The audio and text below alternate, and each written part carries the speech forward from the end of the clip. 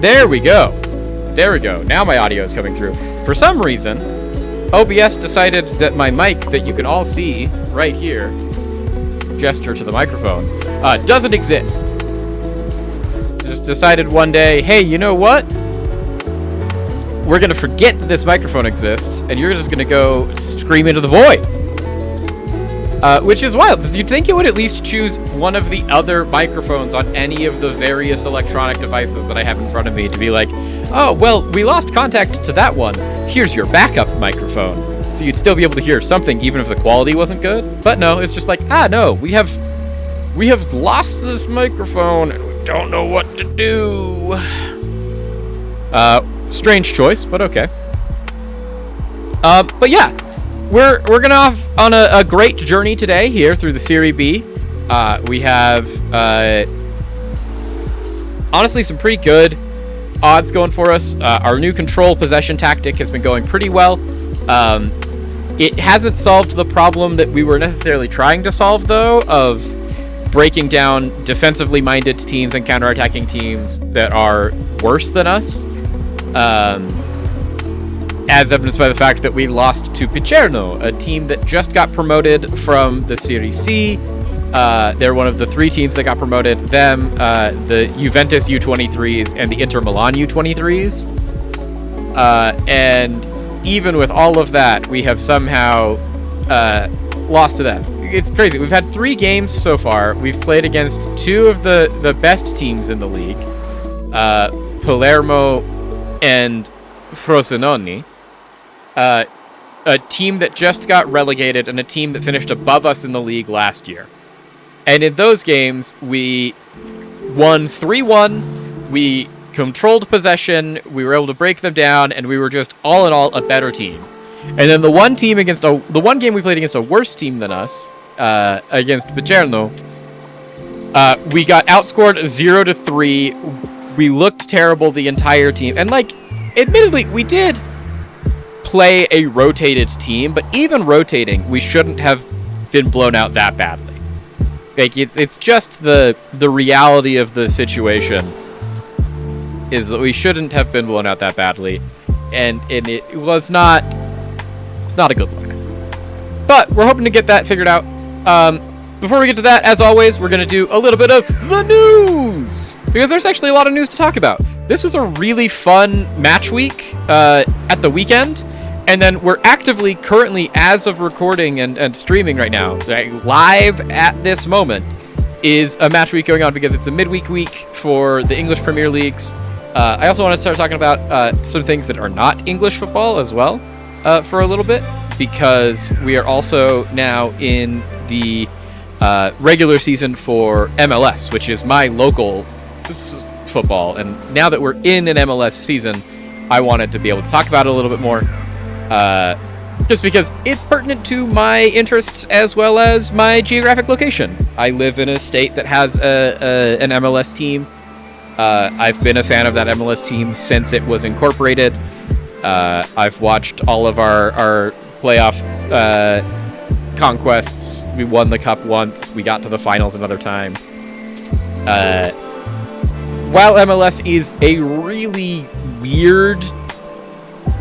It has a lot of strange rules, because it is very much one of those of, picture a international sport like soccer, but if it was trying to be managed by people that have only ever managed either American sports like baseball or football.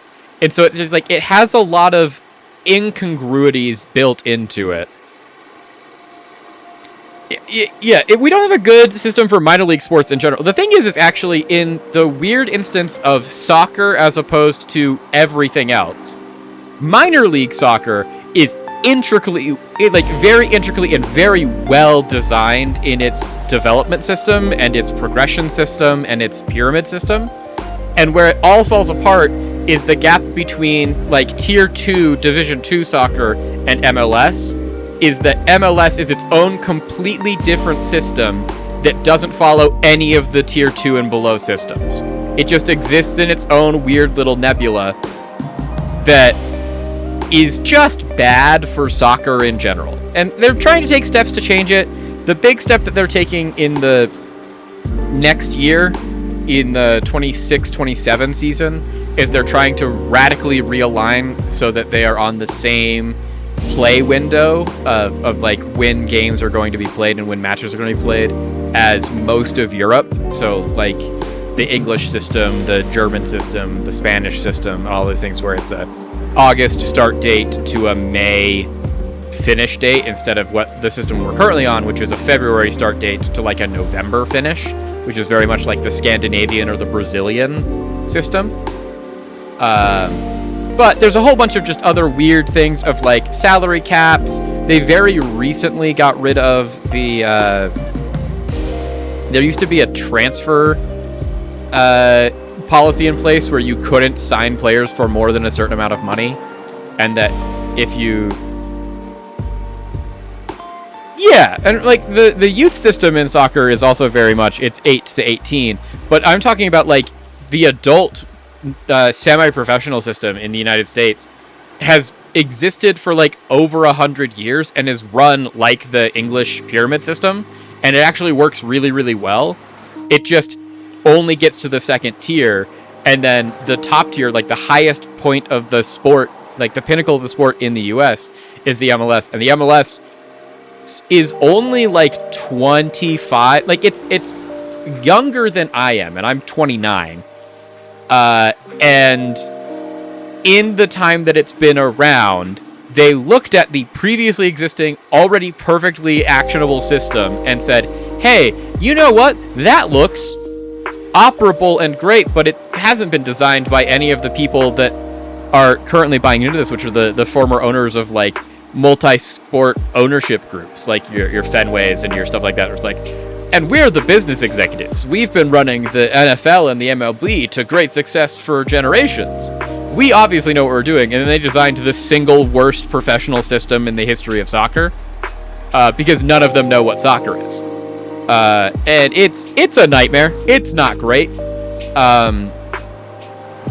And we're going to get into the details of that because I am not even an expert enough. I've tried to learn the rules because, like, as a guy that's very into the sport of soccer and football and lives in the US and plays games that are management simulators like Football Manager, what we're going to be playing here, obviously I have attempted to take my local club to the highest levels of glory, but just trying to learn the minutia of how the MLS system functions requires like a PhD in business management and executive dysfunction.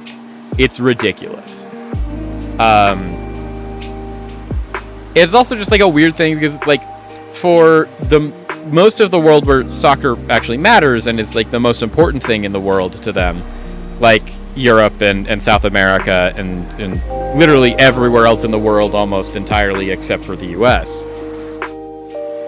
They have academy systems that are like from the time you're 9, you are in an academy system for your local club, and then that can get you into that. You know, I'm also sure that historical fencing is a deeply underrated sport, Rat King, and I'm sure that you know all of the minutia in and around it. All I know about fencing is stage fighting classes that I took the same summer I went to clown school, and that a lot of the terms for scoring are in French because fencing is a very French-dominated sport, much like ballet. Hence why we have touché and riposte. Beginner's class is this Saturday? Is this the new beginner's class? Since I know I missed last month's because I woke up trying to go to beginner's class with a migraine.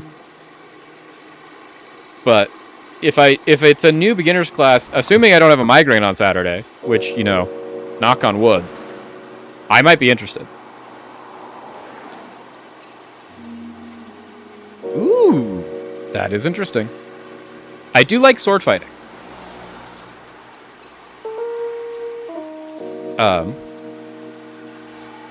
The French one is modern fencing. Okay, that makes sense. I was doing a bunch of like, that's all I know about fencing, is that there's French words in it. And I only know that because I know French. And I don't even know what French words you have in fencing because I don't know enough about fencing. My experience with fencing is watching it in the Olympics when it's in. Yeah, Italy, Spain, and Germany makes sense to me. That also checks out. No, I know about fencing because of watching it at the Olympics, growing up in and around ballet studios where there is some amount of stage fight fencing that happens in ballets, and so they would have that as an option in like ballet intensives that you could take when I was growing up. It's like, oh, you can learn fencing, but it's like ballet fencing. And then I had a Korean webcomic that I read extensively that was super dope, that was entirely about fencing. That was ridiculous and silly and all kinds of fun, but it was one of the better webcomics I've ever read. And did it teach me anything about fencing? No. Was it dope? Yep. And that's just my general philosophy on fencing. Is like, this is super cool. I know almost nothing, but that doesn't mean that I can't think that it's really cool. It's my philosophy on a lot of things I've found at this point in my life. I'll take your word for it. I've never watched anything other than Olympic fencing. I also know that there's a difference between foil and épée, or épée, fencing. That's one of the things that I learned from that webcomic that I read about fencing. As well as there's different ways that you can hold your grip in foil versus épée, which is just like foil, and then épée is just French for sword. So it's just like, here's my foil and here's my sword! I am French! Yeah, no. I'll have to look into that. Once again, it's gonna come down to what my schedule looks like. Oh, that reminds me, speaking of schedule, I have schedule updates.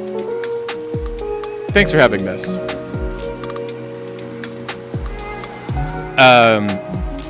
So, I have updates. I've been able to sort out all the things. For those of you that remember yesterday's stream, and you were here at the beginning of yesterday's stream, where I was talking about how I have the new job, and it starts this week, and I didn't have any details on it, but I was going to get there. And then, as I was talking about it, I found an email that somehow, even though I check my email multiple times a day, every single day, I had gotten on Friday and had never seen before, because it just popped into my email. Literally, I watched it populate, and it's like, hey, new email from Friday. I was like, why are you showing it to me now? It's Monday.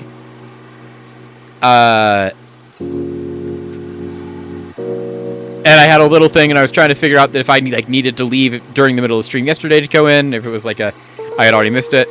That has now all been resolved. But what it does mean is that tomorrow's stream is going to be reconfigured. I'm not entirely certain what the timeline is going to look like yet. I have to work on that after stream today and figure out what a timeline I think is actually reasonable to be.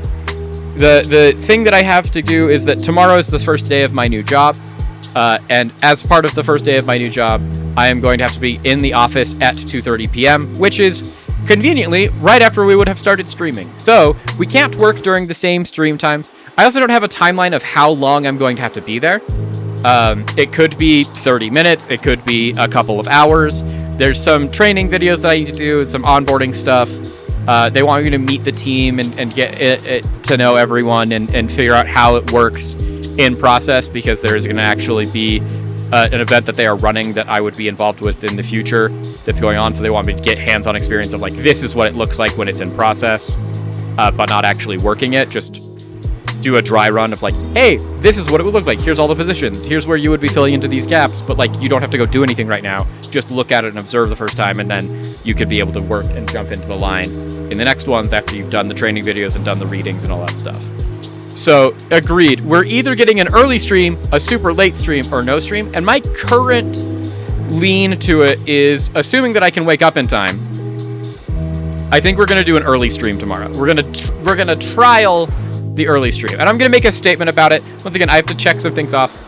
The thing that we have to balance is, I have this thing at 2:30. I have D&D tomorrow night as well. That as much as I'd love to live stream D&D for you all, we are not in a position where we can do that yet. And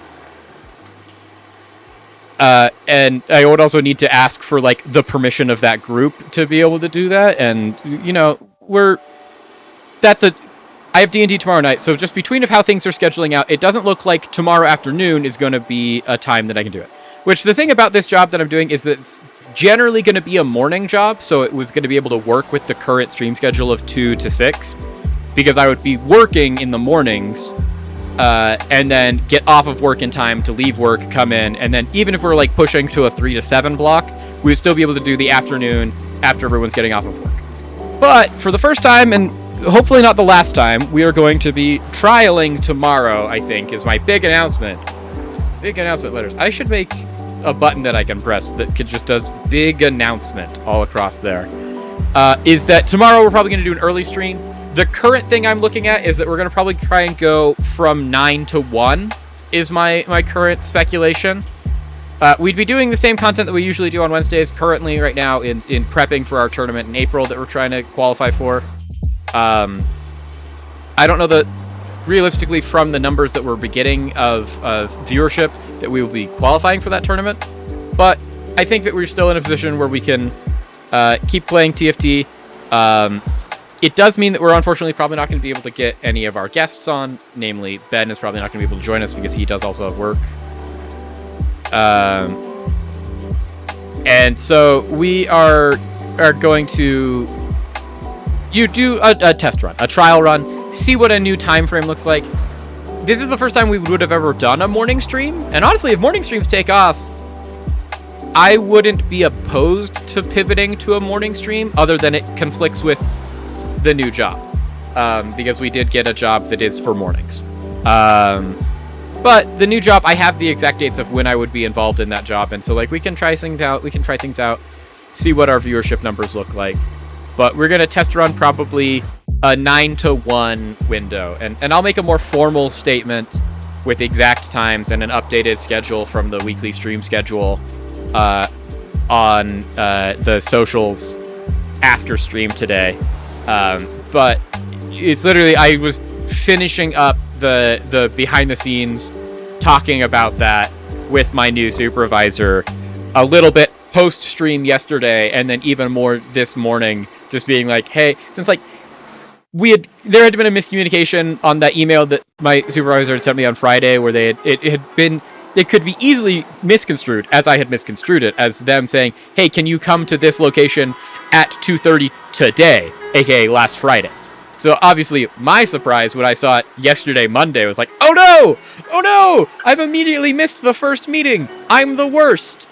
And so I was very much trying to be like, I'm so sorry, I didn't see this, I literally check my email every day, and this didn't populate until today. Can I please still, like, if I could come right now, if you need me to come right now, I can come tomorrow, I can go Wednesday.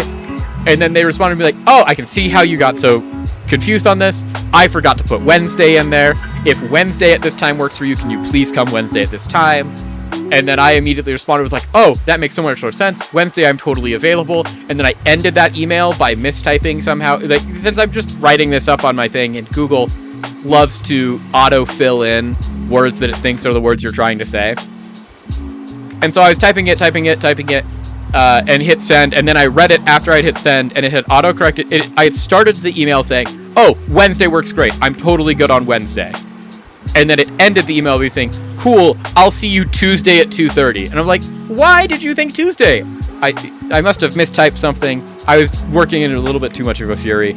But we have it now squared away, that it is all understood that I am going to be there tomorrow at 2:30. Which is, you know, the way that this needs to be and how it's going to go. But that does mean that we have to figure out the stream. I don't want to do no stream, and we definitely can't do late stream because I will be otherwise occupied. And even if this thing is done at like 3:30, that would be 3:30. I'd be finishing there. I wouldn't get home until 4. It would be 4 to 8, which is what we did last week, but I can't do that again this week. And so we're going to try and do morning 9 to 1. Heads up, not a morning person. Just going to let you all know that now. So I'm not going to necessarily be maybe the most attentive and snappy and awake with it at 9 a.m. tomorrow, but we're going to give it our best. We're going to give it a good old college try, and hope that it all works out. It should be a fun experiment. But I'm glad that we got on the topic of me being like, I'll check my schedule, because it immediately reminded me that I needed to talk about the schedule.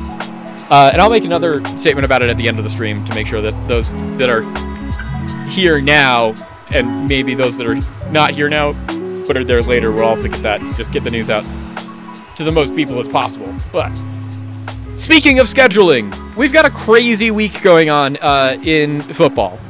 First, going over the games that happened at the weekend. Once again, I watched all of the highlights. I'm glad you derailed the conversation too, because I would have completely forgotten to talk about this until I realized, oh wait, I'm going live at 9 a.m. tomorrow morning and I haven't told anybody.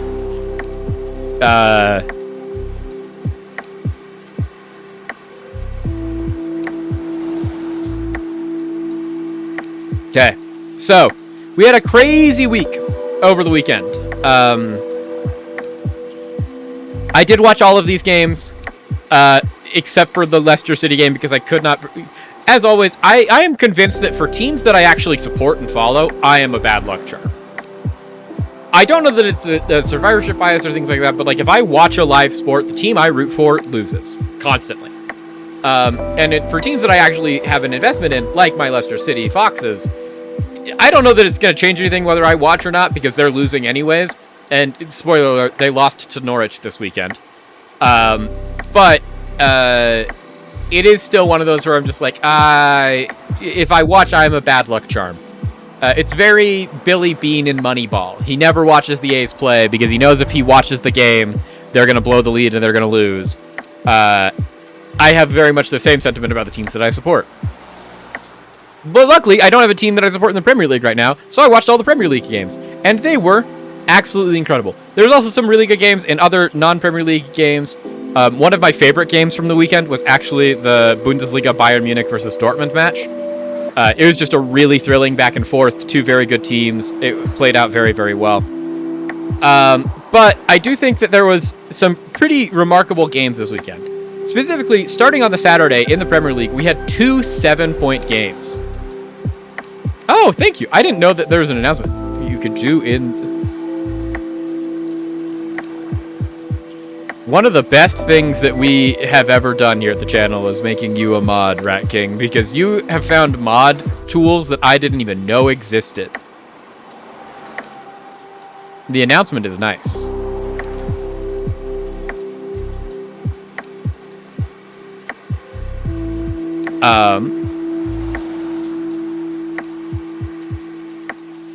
It's a slash command. Okay. Checks out. I should maybe, like, as the streamer, study what all the slash commands are so that we can, actually use them. Hail the Rat King, for sure. His banhammer is swift and mighty. Not that I don't think he's ever had to use it. We had 2 different 7-goal games this weekend, and one was, I think, certainly much better than the other. But moving through the games, starting last Friday, we talked about this while we were streaming because it was happening while we were live. Wolves beat Villa. Finally, all of the horrible numbers behind Villa, the house of cards that they had built on to their great success of finding themselves in currently 4th, but previous to this game, 3rd in the Premier League, start tumbling down as they lose to now not historically the worst team in the history of the Premier League, because Wolves, with this win, have now finally overtaken Derby County. Derby County holds the title as the worst team to ever play in the Premier League era, with only getting 11 points across an entire campaign. Wolves, with this win at home versus Villa, now have 13. So they are at least not the worst team in the history of ever. They are only the worst team in the history of this year. They are still really, really bad, but with a 2-0 victory over Aston Villa with goals from João Gomes and Rodrigo Gomes, the 2 Portuguese players, which is not saying anything. Wolves has 1 million Portuguese players. They're a Portuguese team, essentially, but in England. This is a great West Midlands derby result for Wolves, and a super, super embarrassing loss for Villa and Unai Emery. This is a game that Villa dominated from beginning to end and lost. And they get to live with that ignominy and that shame forever. And that just started off the weekend, which was already a banger. Saturday started with the morning game, which saw a go-ahead goal from Sunderland very early in their tie at Bournemouth. in what was touted as the farthest that Sunderland had traveled for a Premier League game ever. They went 600 miles from Sunderland all the way down to the south coast to go to Bournemouth to play at the Vitality Stadium. And they held the lead for quite a long time until one of my favorite strikers currently in the league, Evan Nielsen, scored the lone goal for Bournemouth to bring them back into this tie, and it ended 1-1 Bournemouth versus Sunderland. Evan Nielsen then, after scoring in the 63rd minute, got injured and had to come off, which was a shame, since we hate to see anyone get injured, especially a player that we actually enjoy watching. But he did, put them ahead and then immediately fall behind. But it continues an unbeaten league run for Bournemouth. They aren't winning a ton, but they aren't losing, which is always kind of the best you can ask from your team. You just don't want your team to lose. Sunderland will feel hard pressed by that one. They played actually a very, very good game. This was fun. It was a fun 1-1. There's a lot of boring 1-1 draws that you can watch in your life. This was at least a pretty entertaining 1-1 draw.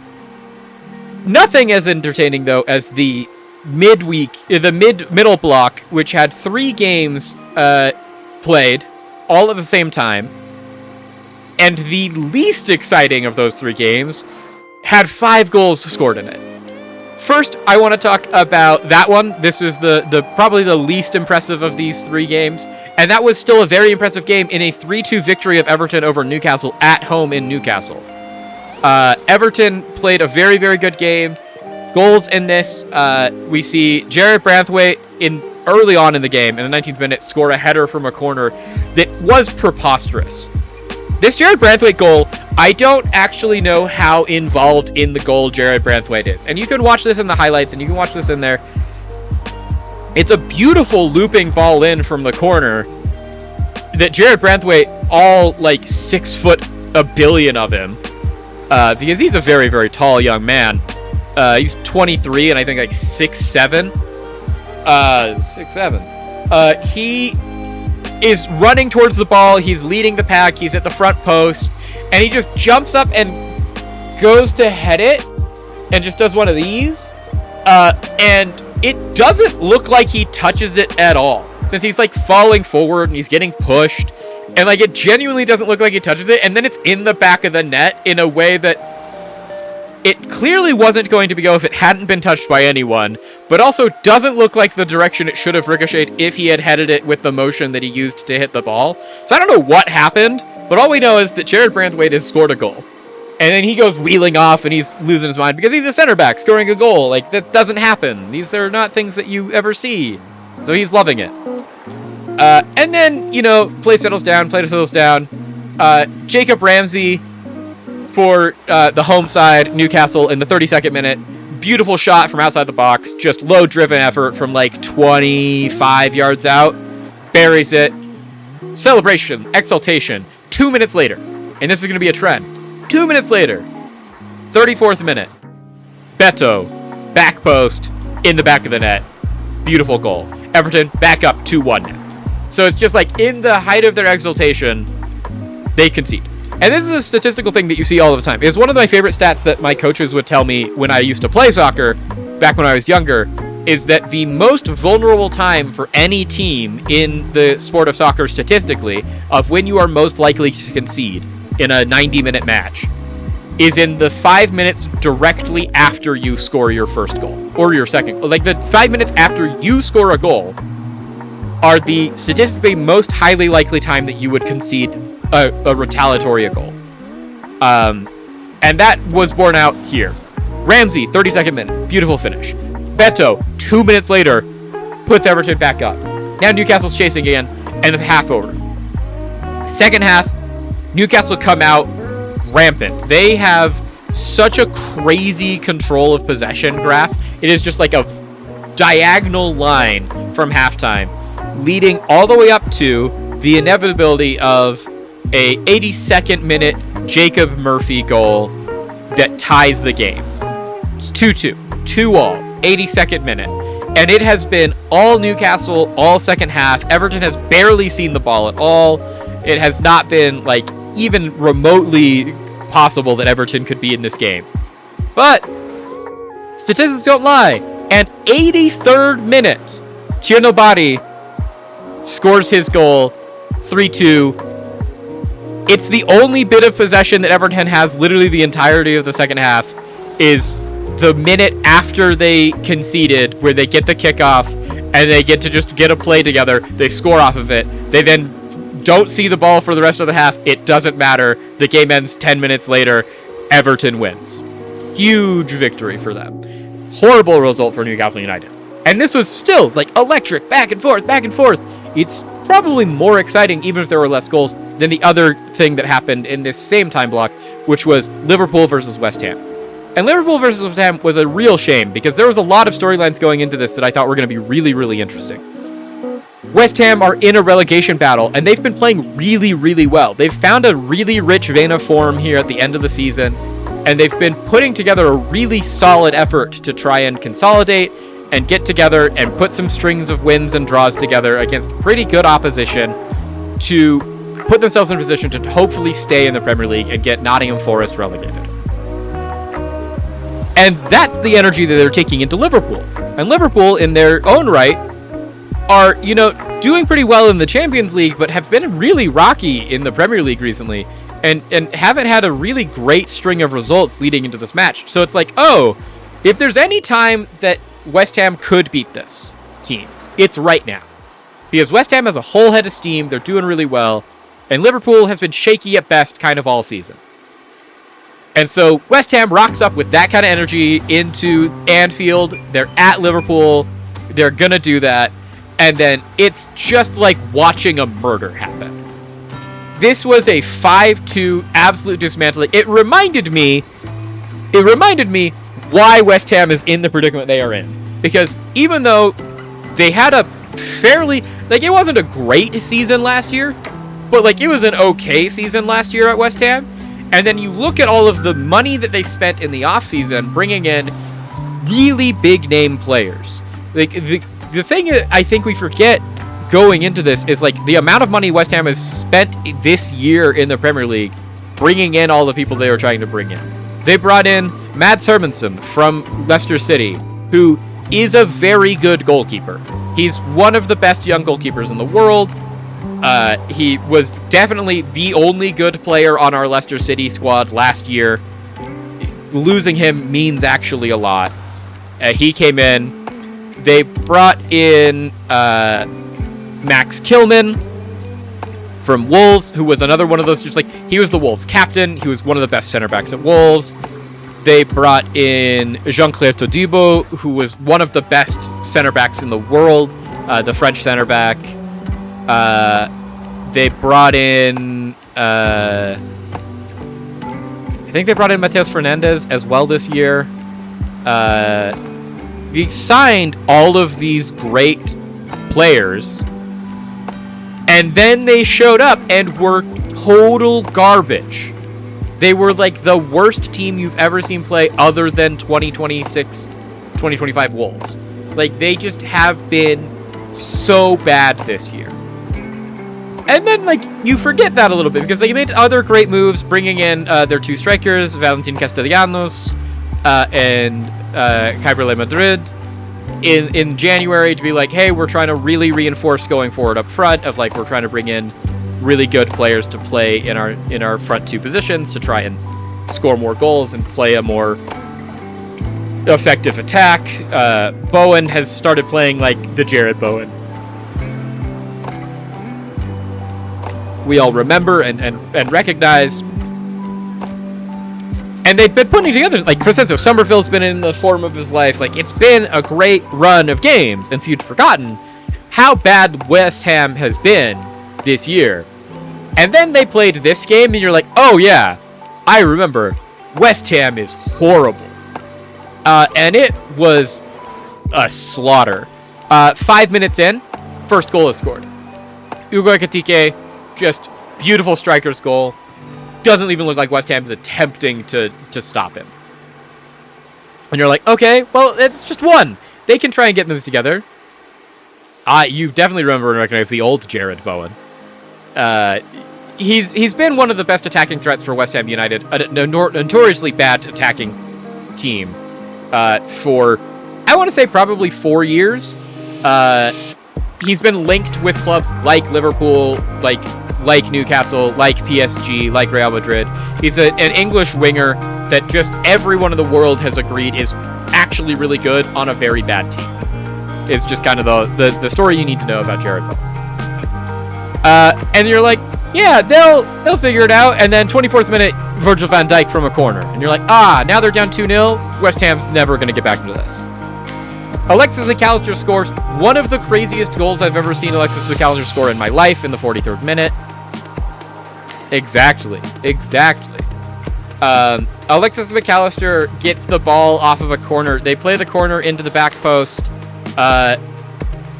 It's not going to anyone that's going to be able to get there. Hugo Ekitike does get the ball finally. And he just plays it back one touch to Alexis Mac Allister at the top of the box, who just kind of does a standing at the ball from the top of the box, and it just goes like a laser into the back of the net, and you're like, what do you mean he can just kind of like standing punch kick it from there, and the next thing you know, it's in a second in the back of the net. And now it's 3-0 Liverpool going into halftime. And so you're like, okay, well, West Ham is going to lose this game. And then West Ham, in their defense, comes out of halftime, and 49th minute, Souček scores a goal, and you're like, oh, so West Ham can score. Maybe there's some chance. And then 70th minute, it becomes 4-1, and you're like, nope, there's the West Ham we know and love. They suck. And then they get another consolation goal from Castellanos in the 75th minute before Axel Disasi, in on loan from Chelsea, puts the ball into his own net in the 82nd minute, and it finishes 5-2 for Liverpool. And it just doesn't look close. The stats on this game are honestly more back and forth than you'd think.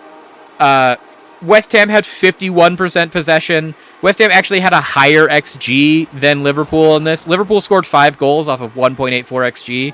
West Ham scored 2 off of 1.86. So, West Ham weren't necessarily statistically the worst team in this game, but they got absolutely demolished because just, the defensive effort was not there. Mads Hermansen played in net in this game for the visitors, and as much as I love Mads Hermansen, he did get a very deserved 4.7 average rating for this game. He just couldn't keep anything out. Axel Disasi got a 4.4. Aaron Wan-Bissaka, the right back, got a 4.6. The best result that you can see as far as average rating across the entirety of the back four for this team was their left back, Malik Diouf, who got a 6.6. The entirety of West Ham's defense just decided not to show up to this game. It's essentially their front six were doing really well. They had a really good attacking, based off of their statistics, they actually overperformed their XG getting 2 goals. But they conceded 5 because none of the defenders and their goalkeeper, they probably could have done better in this match if they just didn't field a back four and a goalkeeper at all. Because they were just that ineffective. Which was really, not great. But all of this is to distract from the actual, I think, best game of this weekend, which was the Burnley versus Brentford game. This game was electric. And Burnley has been in a run of form in the past couple of weeks that has been unprecedented for a team that is 19th in the league, doesn't even look like they're in a race to not get relegated. This is a team that everyone kind of knows is going down. And then they have bangers like this. They had their beautiful comeback versus Manchester United recently. Burnley has had a great run of results. Their run of results in the last 5 matches were they beat Palace. They admittedly in the FA Cup lost to Mansfield Town, which, disappointing. But they beat Palace, they drew Chelsea, and then they just lost to Burnley. Their form is not bad. And they should have won this game against Brentford. They were robbed by just, like, weird foul calls, VAR stealing 2 goals. Like, this is a game that, for all intents and purposes, Burnley should have won at home at the Turf Moor, and Brentford are lucky to walk away with a victory here. It was on a theme for the weekend's matches of a last-minute winner, because we're going to see a lot of those in the next 2 days. But Burnley gets off to a slow start. They start the game down 3-0. Mikael Damsgaard, Igor Thiago, and Kevin Schade score in the 9th, 25th, and 34th minute, respectively, in the first half. And so, in the first 35 minutes, Burnley are at home losing 3-0. And you're like, Burnley. They are not going to win this game. It is going to be bad.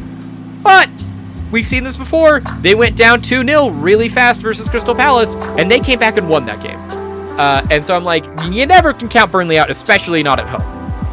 And I'm glad that I had thought that, because we love theft. We love theft. Because right at the end of the half, in the 45th plus 3rd minute, they get a ball into the box, and Michael Coyote from Brentford puts it into his own net. It's an own goal. The half ends with, the goal heard around the world, 3-1. And Burnley's back in it. And they come out in the second half with energy. 47th minute, Jadon Anthony scores. And now it's 2-3. And Burnley are very much in this game. And there's some back and forth. And then finally, on the 60th minute, randomly the best striker in the world right now, it would seem, playing at the starting position up front for Burnley, Zian Fleming from the Netherlands, the 27-year-old, scores another crazy goal in the Premier League. And now it's 3-3. And then it's when everything just kind of goes insane. So you have the 60th minute goal to tie everything up. And then in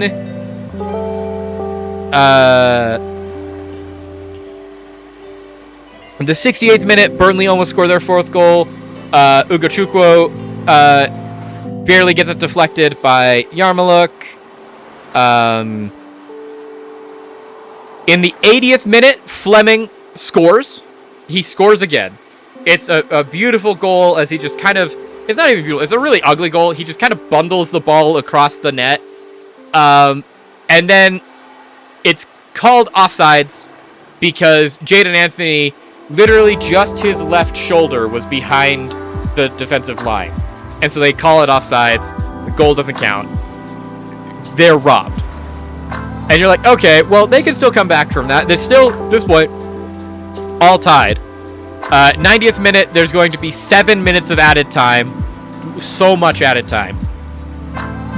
93rd minute, last minute winner, Mikael Damsgaard scores a goal for Brentford. It's now 4-3.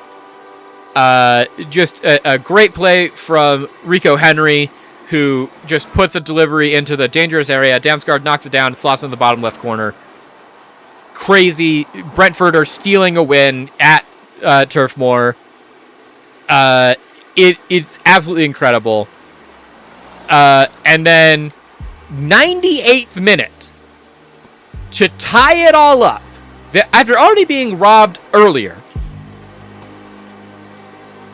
Burnley scores. It's in the back of the net. Barnes puts it into the back of the net. It's a header from Worrell down onto Barnes, who just kicks it bottom left corner. Turf Moor erupts, and now they're checking VAR again for a handball. A whole bunch of yellow cards go flying because people are arguing the ref of like, it can't be that, but it is that. It's just like, yellow cards flying everywhere. And then on the 90 plus 13th minute, VAR finally comes back in. 5 minutes after the goal was scored. Says, handball in the build-up, no goal. Heartbreak.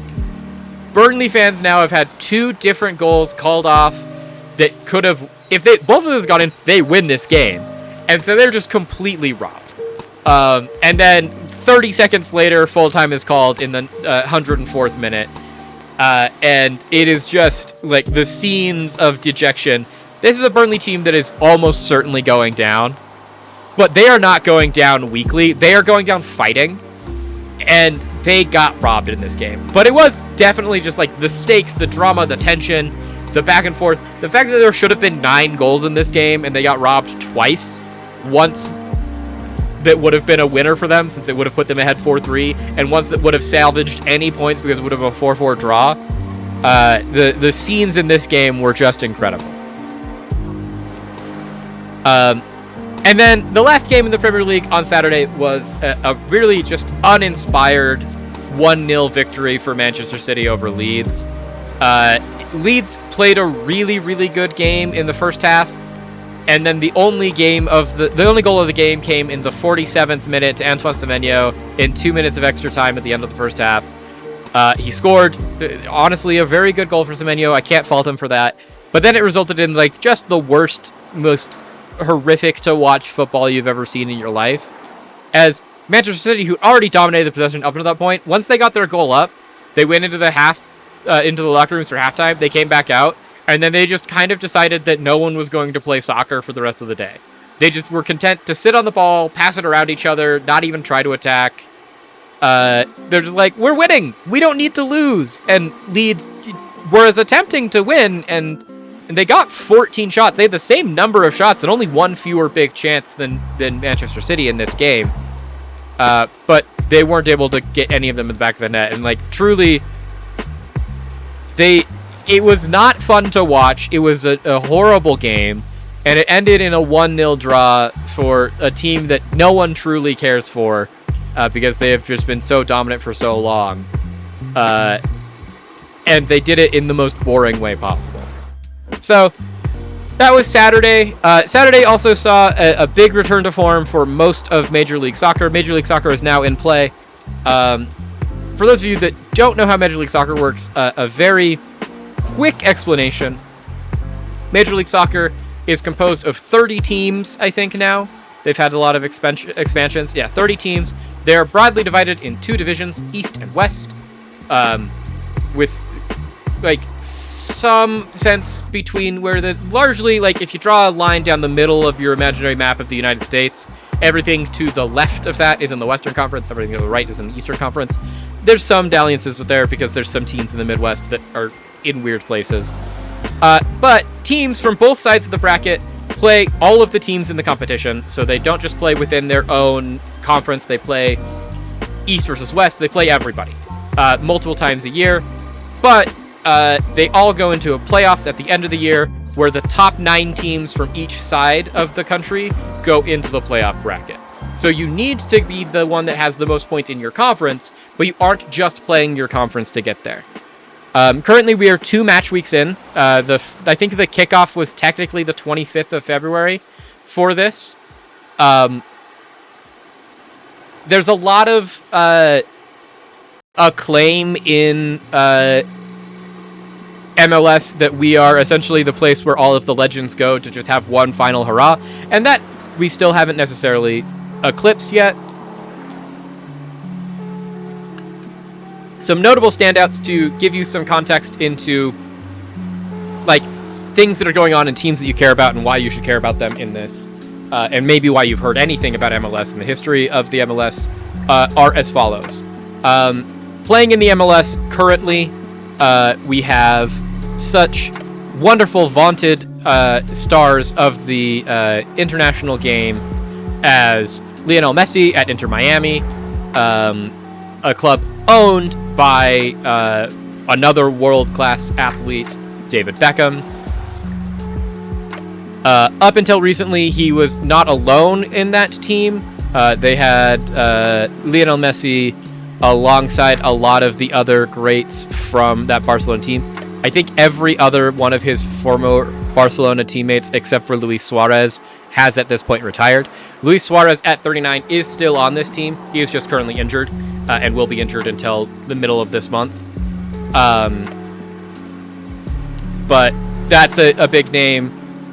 We also have In the Western Conference, I think it's for Los Angeles FC, now currently has Son Heung-min, Heung-min Son from Tottenham fame, who is retired and has now come to the MLS and is playing in LA.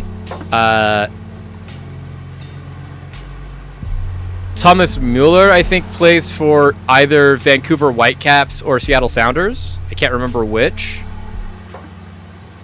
Thomas Mueller plays for Vancouver Whitecaps, and then the big breaking news of this offseason was that Colombian superstar James Rodriguez, who really erupted onto the scene internationally at the World Cup in, I think, 2012, the Brazil World Cup,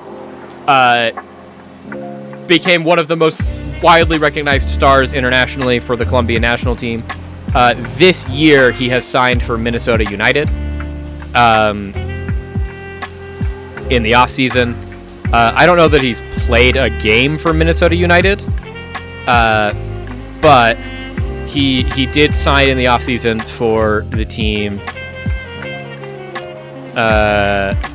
James Rodriguez, he has not... He was on the team sheet for their game against FC Cincinnati on the 28th of February, but he has not yet hit the pitch.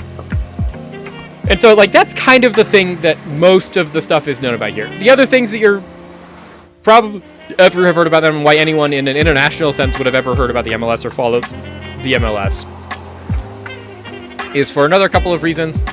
One, there is a tie-in between several MLS teams and other teams and, like, other systems outside of that. Most notably, we have in the Eastern Conference Red Bull New York, which is part of the Red Bull soccer empire. The highest competition in the Red Bull system is in the Bundesliga at RB Leipzig, but then one of their many feeder teams into that system is Red Bull New York. They also have Red Bull Bragantino in Brazil and Red Bull Salzburg in the Austrian. And I think a couple of others, but those are the main four. And so that's a feeder team into them. And then, to not be outdone, Manchester City and the City Group, owned by a whole bunch of ownership groups out of the Middle East, also have their own feeder team in the Eastern Conference, known as New York City FC. They are fierce rivals with Red Bull, but those are kind of the other things. Other than that, most of what the MLS has been known for is a lot of homegrown talent, a lot of talent that is brought up through the South American and the Central American leagues into this competition, as well as the Caribbean. And the fact that, like, while it's the MLS and it's largely viewed as the American League, we also have 3 Canadian teams. We have Club Football de Montreal, we have Toronto FC, and we have the Vancouver Whitecaps that we were talking about with Thomas Mueller, which are all Canadian teams that play in the US, and instead of playing in the Canadian Football League, which does exist, it's just not very big. There's a lot of weird rules around the MLS and things like that, but that's just kind of as an overview what you need to know. Historically, we've had a couple of, like, eras of, like, who's the best team in the world. Most predominant among all of them was LA Galaxy, a name you might know because that is the team that when David Beckham left Real Madrid, he left Real Madrid to play for LA Galaxy. LA Galaxy is also where a lot of the US stars of, like, international US players came from. Most importantly, Landon Donovan. But there's a lot of pedigree around that team. For a while, the Philadelphia Union were very, very good. For a brief time in the early 2000s, the Columbus Crew were one of the best teams. And then my team in this competition is Real Salt Lake, who have won the competition once. They've gotten to the final a couple of other times. They've never been necessarily the best team, but they have been a fun, scrappy team to play. They generally do pretty well with players you've literally never heard of. And so that's kind of it for this. We, like I said, are 2 match weeks into this, so not a lot has actually happened. In our 30 table squad, in our 30 squad table, there are currently 5 undefeated teams. Those are San Diego FC, Los Angeles FC, San Jose Earthquakes, Vancouver Whitecaps, and Red Bull New York. The crazy thing that's going on in the MLS right now is the MLS is a currently growing league. Every 1 to 2 years, they add a new couple of teams called expansion teams. And when they add new teams, those teams get their players by drafting them from other teams currently in the league. And the current top team in the league, the best team in the MLS, is San Diego FC. They have won every single game they've played so far, a 5-0 win versus Montreal and a 2-0 win versus St. Louis City. And they are the youngest team in the league. They entered the league last season. I've actually watched this team play in person. I went to a single MLS game last year, and it was San Diego FC in one of their first games ever versus the Colorado Rapids, who are a very established team in the MLS. And San Diego FC, while being the youngest team in the league, has been, since their inception, the best team in the league. And it's kind of crazy to think about. Because they're a team that haven't existed for more than 2 years. And there is no one on this team who you will have ever heard of ever. I'm going to tell you that right now.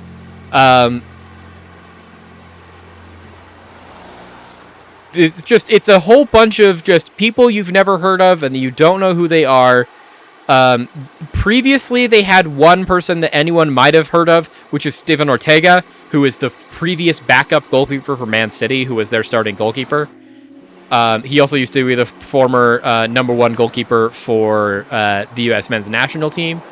He now no longer even plays for the team. So this is a team of people that no one's ever heard of, and they are immediately eschewing all of the previously best thought things about the league, because this is a league that has been dominated historically by either the greats of the U.S. men's national team or players from Europe that have, instead of retiring, decided to emigrate over and play in the American game.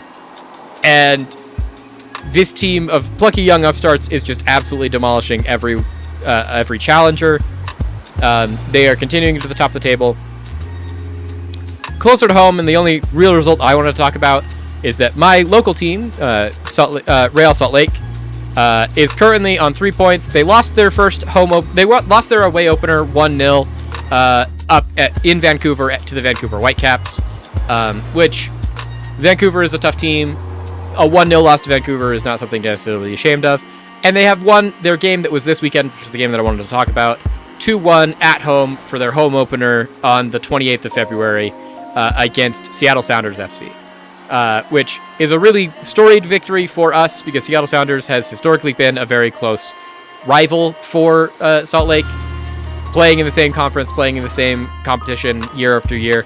There's been a lot of times we've met up against this team in the playoffs and in the championships, and they have been the ones that have eliminated us. We've also gotten to eliminate them several times as well, and it's always great to be able to win. So that's just my little brief interlude into Major League Soccer and explaining how Major League Soccer works.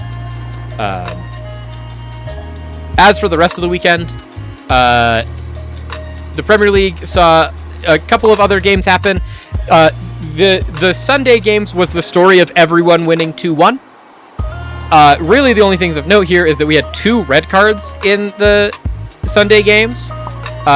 First, we opened with Brighton versus Nottingham Forest. Nottingham Forest continue to be a bad team. Surprise, surprise. We're not actually very surprised by this, but we are very surprised by the fact that Brighton, who had been slipping a lot recently, were able to get their feet under them and behind 2 great efforts from first Diego Gomez, the 22-year-old Paraguayan international, and then in the 15th minute, Danny Welbeck, the man who ceases to be electric in front of goal in his mid-30s. There wasn't a goal scored in this game after the 15th minute, and there really is one of a highlight to watch after the 15th minute. They scored a series of 3 goals, Gomez in the 6th minute, Morgan Gibbs-White for Nottingham Forest in the 13th, and then Danny Welbeck in the 15th minute, immediately after the 13th minute concession. And then there was 75 minutes of literally nothing happening. So, was it a fun game? No. Was it a game? Yes. And the most notable thing out of this is this kind of stops the free fall that Brighton and Hove Albion were in. and sees Nottingham Forest even more precarious, because like they would have, if they had won this game, they're reestablishing that cushion between them and West Ham to not get relegated. And then they lost, and so they're still only 2 points ahead of West Ham. And West Ham are in much better form. Afterwards was Fulham versus Tottenham Hotspur. Fulham, once again, continue being super fun to watch. They were great to watch in this game. Tottenham are in just a rapid decline, in a total collapse. They are now, even after firing Thomas Frank under their new management of Igor Tudor, they are still losing every game. He is over to losing at home to Arsenal in a North London derby, and then losing in another London derby at Craven Cottage 2-1. Goals from Wilson and Alex Iwobi in this one. Both of their goals were fantastic. And then really the favorite talking point of mine in this is that the Tottenham consolation goal that they got in the 66th minute was scored by none other than, you guessed it, Richarlison, the Brazilian striker, who is just absolutely mental. And he scored a beautiful uncontested header at the back post from a great cross in from the left-hand side. And then because it's Richarlison, he's the perfect... The descriptor I heard from him on the Tifo Football podcast yesterday that I'm going to just steal because it is truly perfect. Because Richarlison is like the quintessential fish the goal out of the back of the net striker. He scores a lot of incredibly insane goals while his team is losing, where generally the consensus is when you're losing and you score the goal, you try to grab the ball out of the back of the net and run back to start the kickoff as fast as possible because you don't want the other team to waste time. So you have more time to try and get another, since you're chasing another goal. And so you score and immediately grab your own goal out of the back of the net, run to the midway line and put it on the midway line, and then get in your defensive shape because you want the game to start as quickly as possible. And that's Richarlison's thing. And, of course, he tries to do that in this goal. He scores the header, he doesn't celebrate, he goes to try and get it, and the Fulham defender grabs it before him. And so the Fulham defender is just holding it. And in a normal moment, if you were a rational, perfect person, not even perfect person, if you were just a normal dude, a normal person in your world, I want you to put yourself in that space of what you would do if that had happened. Because generally, what you would try to do is you'd either try to grab it, or you'd get the ref, or you'd just go grab another ball. And there's plenty of ways that you can resolve this problem that aren't the way Richarlison did it. Which the way Richarlison did it is he saw the defender grab the ball and put it in his arms, and Richarlison, full sprint, jumping, leap tackled, hooked both hands around the defender's throat and started choking him out. Just in the pitch. Just like grabbed both hands around the ball, one hand directly underneath the neck, and just started trying to pry it out from this man's grasp while choking him out. Which is just the most Richarlison, like, doido behavior. The dude's just crazy. But it was just one of those where I'm just like, you can't deny the passion, but also, it's like a miracle. And I don't even think he got a card for it. No, he did. Okay, Richarlison did... No, Richarlison got a card... No, Richarlison did a card after it. He does this, and he gets a card. Calvin Bassey, the guy that was holding the ball, the defender that he was choking out, also got a yellow card for his behavior in this. Because he just... Like, Richarlison just straight up starts choking this man out in the middle of the pitch to try and get this ball back. Which is just ridiculous. Like, truly the most insane option. If you were to make a decision tree of how to react in that scenario, it's so crazy of an option, you wouldn't even put it on the decision tree. But that's the one that Richarlison picked. He's just like, I'm going to choke this man out until he drops the ball because he's dead. Crazy. And that's really the only talking point. Other than that, like, it was a great show from Fulham. They, even when they're winning, they put on a performance that was fun to watch. But Tottenham are just so bad that it didn't really even matter. Other matches, we had Manchester United versus Crystal Palace. This one was honestly, like, for all of my Manchester United fans that I know I have in the chat, this was a great victory for them, and they were very stoked about it. They went behind very, very early to a fourth-minute Maxence Lacroix goal that was less about Maxence Lacroix scoring and more about the Manchester United defense completely failing. The goal was a header from a corner, but it wasn't one of those that you'd expect. Since generally when you picture a corner goal in your head, you picture a ball getting whipped in at pace from the corner, and then a defender somewhere in the box getting up to it and hitting it really hard, and it goes directly into the back of the net, or maybe it bounces off the ground first. This one went to the back post. Maxence Lacroix was like 18 yards out, and he just did one of these, and it just was like long looping arc over the top of everybody and into the back of the net that like looked like the most savable ball you've ever seen in your life. Like, if the defender had been watching the ball instead of his man, Lenny Oro could have contested it and it wouldn't have got in. Sen Lamens just like watched it. The goalkeeper, he was just like, oh hey, that's a pretty thing. And then it was in the back of his net, and you're like, you definitely could have caught that. Like, no one was stopping you from catching that. You just didn't. And so that saw Manchester United go down. And then they weren't really even playing like a team that wanted to get back into it. They were definitely attacking. They had most of the possession in this game. But really, the only thing that put them into it is they went into the first half, the end of the first half, honestly looking like they were going to lose this game, even with all the possession in the world. And then they started the second half, and like they were attacking, but it didn't really look like they were going to get anywhere until the 56th minute, when the savior of Crystal Palace, he won them their midweek game in the Europa League. He got them their only goal in this game. He's still coming back from injury, so he's not 100% back, and maybe that led to this horrible decision that he made. But in the 56th minute, Matheus Cunha breaks in behind him. He's running in for a goal-scoring opportunity, and Maxence Lacroix just... the claw comes out from Lacroix. He grabs him on the shoulder and just throws him to the ground. And it's just one of those that, like, when you watch it, you're like, okay, there's no argument you can ever make that this isn't a foul. Like, you have removed all ambiguity from it.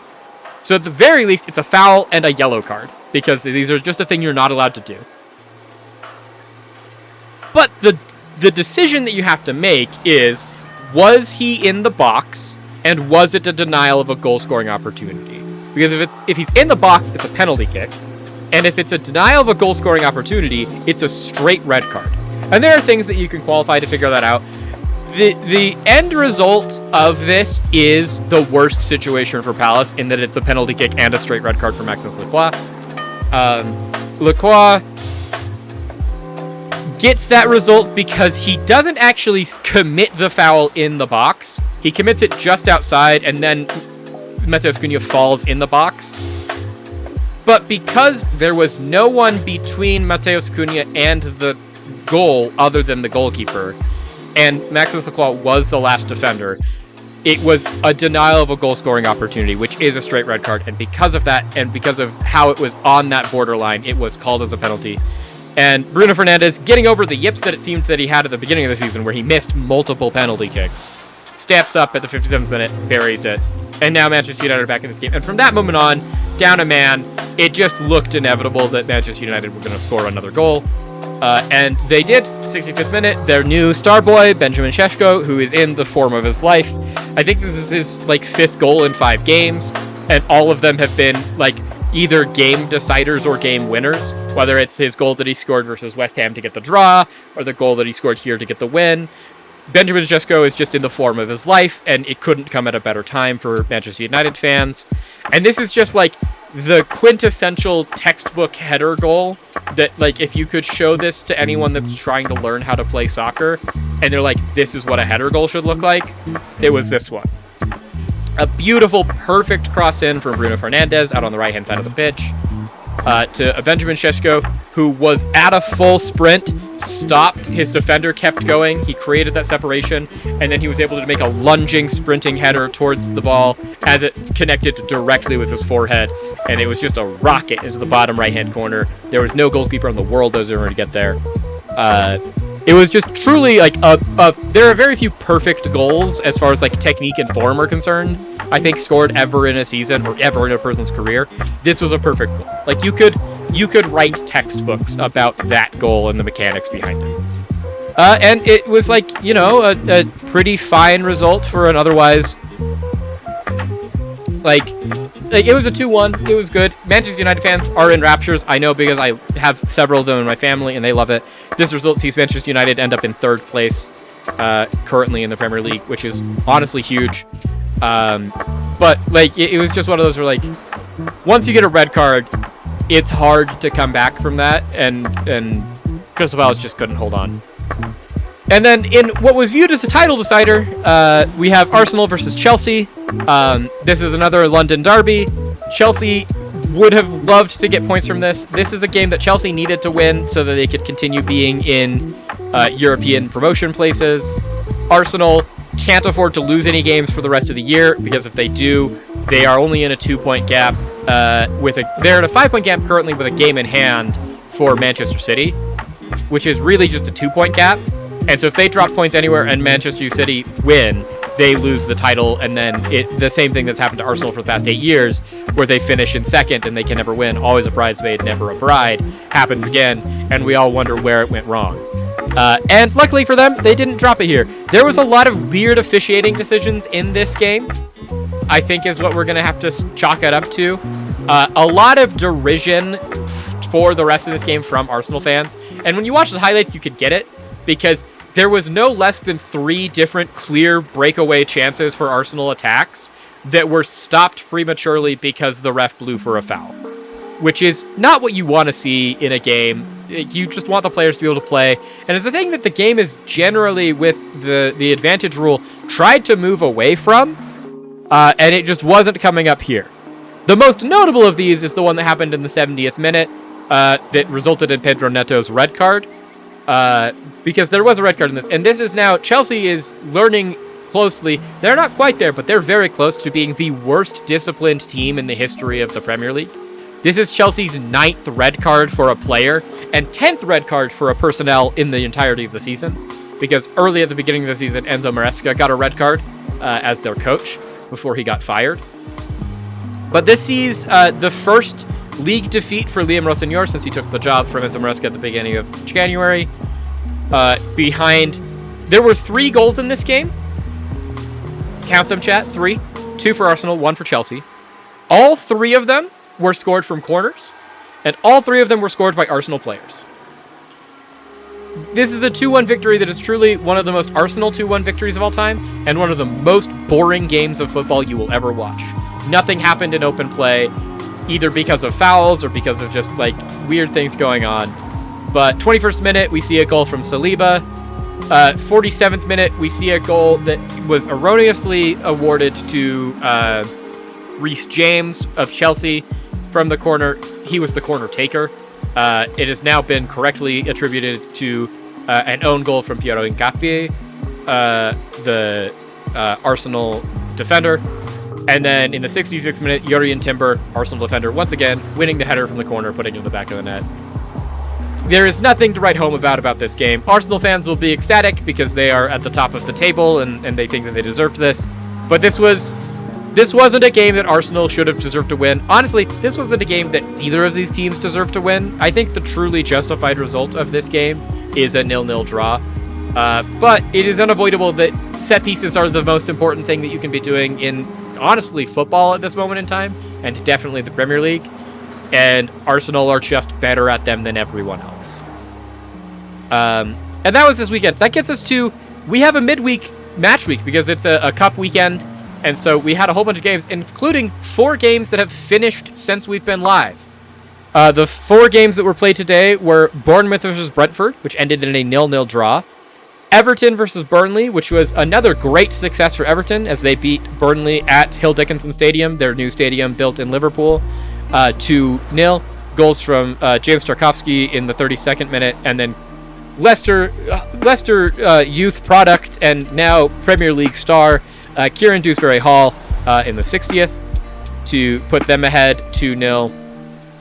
Sunderland overturned their malaise of form with all of their injuries and everything, losing at the weekend. Well, not losing, drawing at the weekend to Bournemouth in Bournemouth. They now have gone to the Midlands to Leeds, where they won 1-0 versus a shaken Leeds United.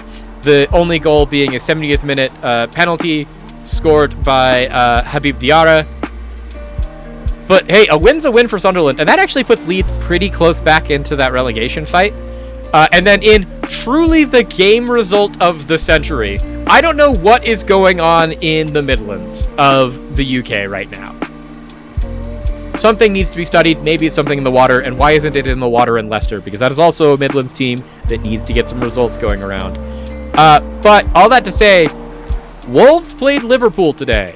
The same Liverpool, reminder chat, that at the weekend at Anfield scored 5 goals against West Ham, a team that is infinitely better than Wolverhampton Wanderers, but still bad.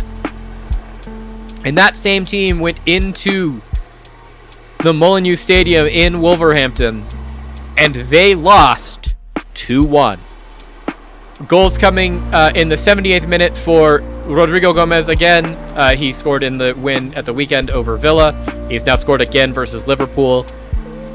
Salah able to get back into the goals in the team and score an equalizer in the 83rd minute before ultimately the game was won by the Brazilian DM André in the 94th minute to see Wolverhampton Wanderers beat Liverpool 2-1. That's 2 wins in a row for Wolves. And this is after they sold their star striker. This is after they are almost mathematically guaranteed to be going down. They are all of a sudden just dethroning teams that have no right losing to them.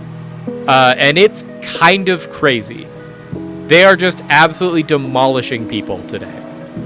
This was a crazy result too when we look at the stats.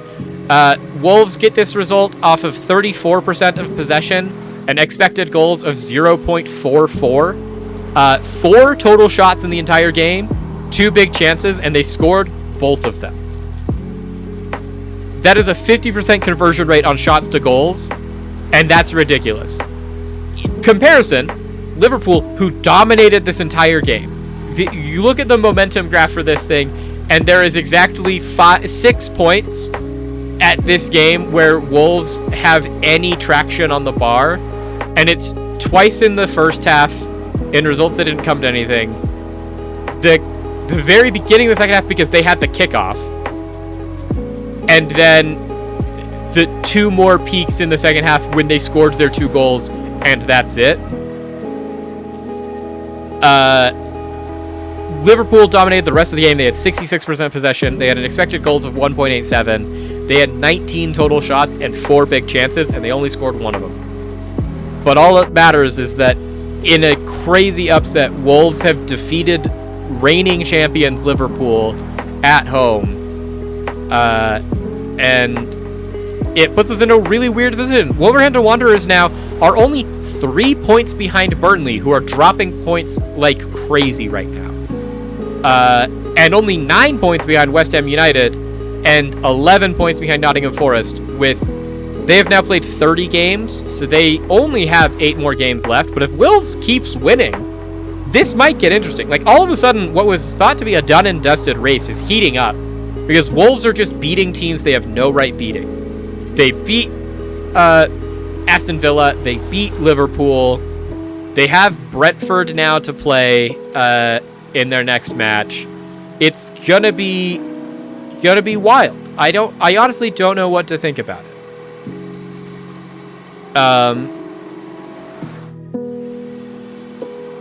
As for other games, we have some games tomorrow. Starting at the 12:30 kickoff, we have 4 games. We have Aston Villa versus Chelsea, we have Brighton versus Arsenal, we have Fulham versus West Ham, and we have Man City versus Nottingham Forest. The fact that both Arsenal and Man City are playing in the 12:30, at least they're not playing against each other, but both of those are games that they have to win.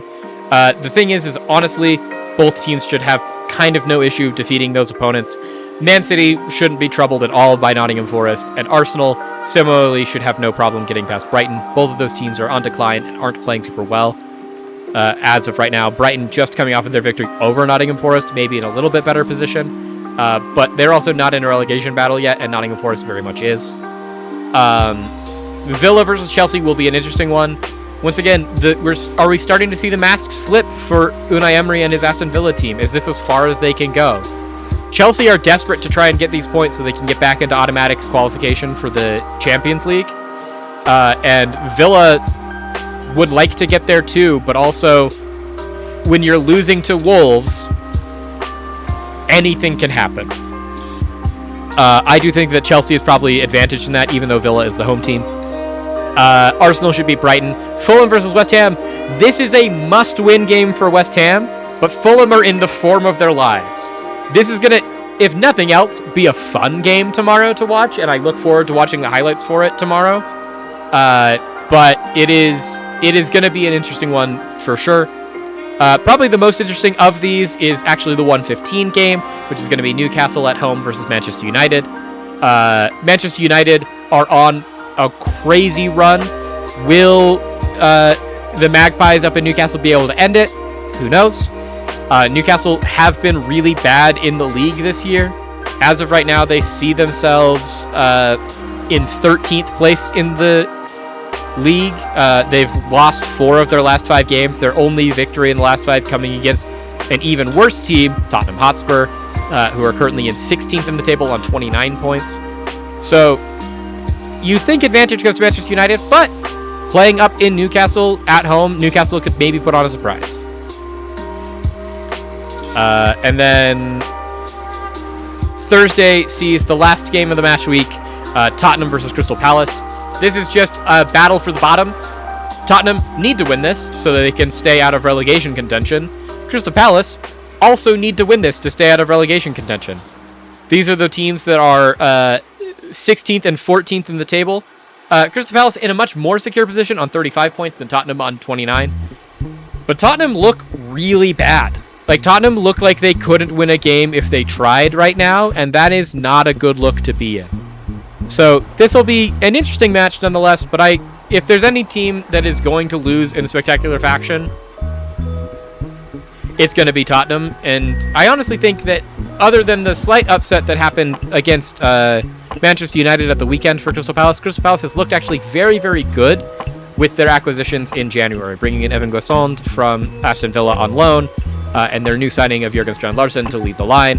They've looked great. Even if they lost versus Burnley, like, they look much more threatening going forward. And I think that the return of Munoz has really also helped with that, their star right back. I don't think that they should have any issues with a still injury-ravaged Tottenham Hotspur team that are in just horrendous form behind the leadership of Igor Tudor. And that's all the midweek games to talk about, I think, for this week. There will be cup games on the weekend, and we'll talk about those on Friday. We'll also do a recap of all the midweek games on Friday while we are playing more Football Manager. With that, I think we are going to get ready to stop talking about the news and start jumping into the game today. I know what you've all been waiting for is more Serie B action.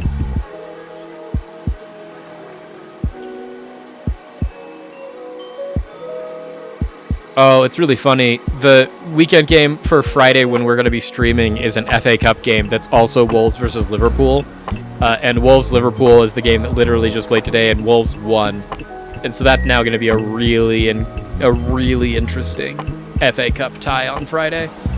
But let's transition, shall we, chat, over to the game. As we were talking about, we're doing very well with Pro Vercelli right now. We've played our first Italian Cup round game, which we played against Monza, and we won. And we've been doing very good against good teams. We just haven't been necessarily doing as good against bad teams like Picerno.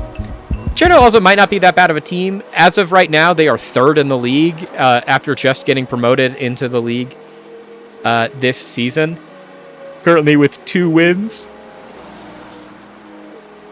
against us and Padova, who find themselves in 10th, while we find ourselves in 5th. Their only loss coming to the Inter Milan U23s, who currently that is their only win for the U23s. We've just finished the transfer window. We have transitioned into a new system, if you remember correctly, chat, of a more traditional 4-3-3.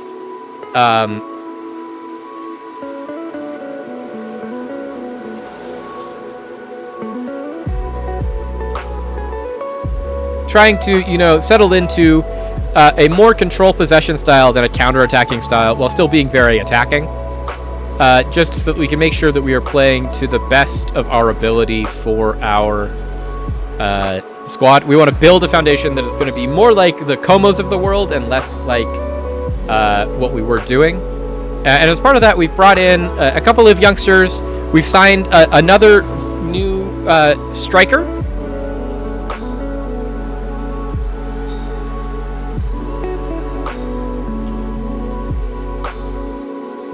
this is for a young defensive midfielder that we brought in just so that we have more than like 4 midfielders trying to play 3 midfield positions. Now we have 6, I think. So we have at least 2 players in each position, and we can rotate them around and play more of them. We only did this because we had Burano, who we wanted to play, and he was going to have a very prominent team position for us, and then he had an offer come in for him to go out on loan for the entirety of the year, and he was like, I will leave the club if you don't let me go on loan. And we're like, but we want to play you every game. And he's like, I don't care. So he's gone. But we still have the horrible situation of we're winning games, but the whole reason we switched to this new trajectory and this new system was because we wanted a team that could control possession and that was in a position where the strikers could maybe start scoring more goals, because we're succeeding at a lot of our metrics. Our metrics being, we want to be solid defensively, we want to play a midfield 3, and we want to get a young striker that can challenge for the role of club legend Silvio Piola of scoring 72 goals in his first 200 appearances. Currently, we've never had a single player score more than 9 goals in a year, and that was our 35-year-old striker and club captain who just retired at the end of last season. So, not a great look for our metrics, and we're trying to get better at that. But all of our goals currently are coming from all of our midfielders, which isn't a problem. Our midfielders are great, like Nicky Stones here, Nicolo Pietra, who is the best player on our team. And it looks like he just got even better, which is why we're readjusting this right now.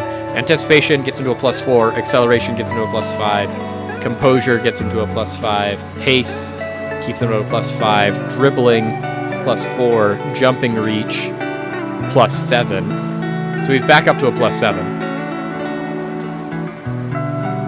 Nicky Stones, +7. The fact that his work rate is also just flying is huge. Nicky Stones is clearly the best player on our club. Close second is our goalkeeper, Pietro Pasador.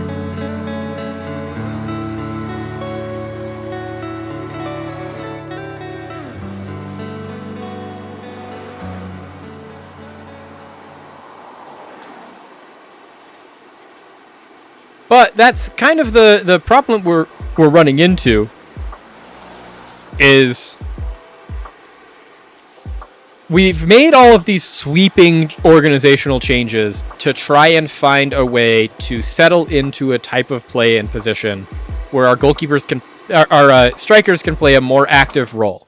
And we've signed a couple of good strikers. We have now, honestly, probably more strikers than we need, but we signed them because Pecorino, who was our big striker that we signed last year, who's supposed to be the best striker of our club, and then honestly wasn't very good, started the season injured, and so we made maybe a little bit of a emergency signing of J-Roy Gros, who is now the best striker at our team at a -1.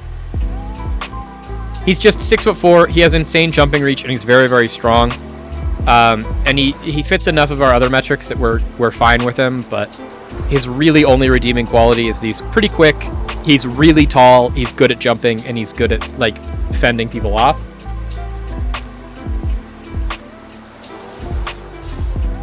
But our Surinamese international has played in every game so far, either off the bench or starting, and he's averaging a 6.5, and he has not scored a single goal. So, we're not getting the return of investment out of him that we're looking for.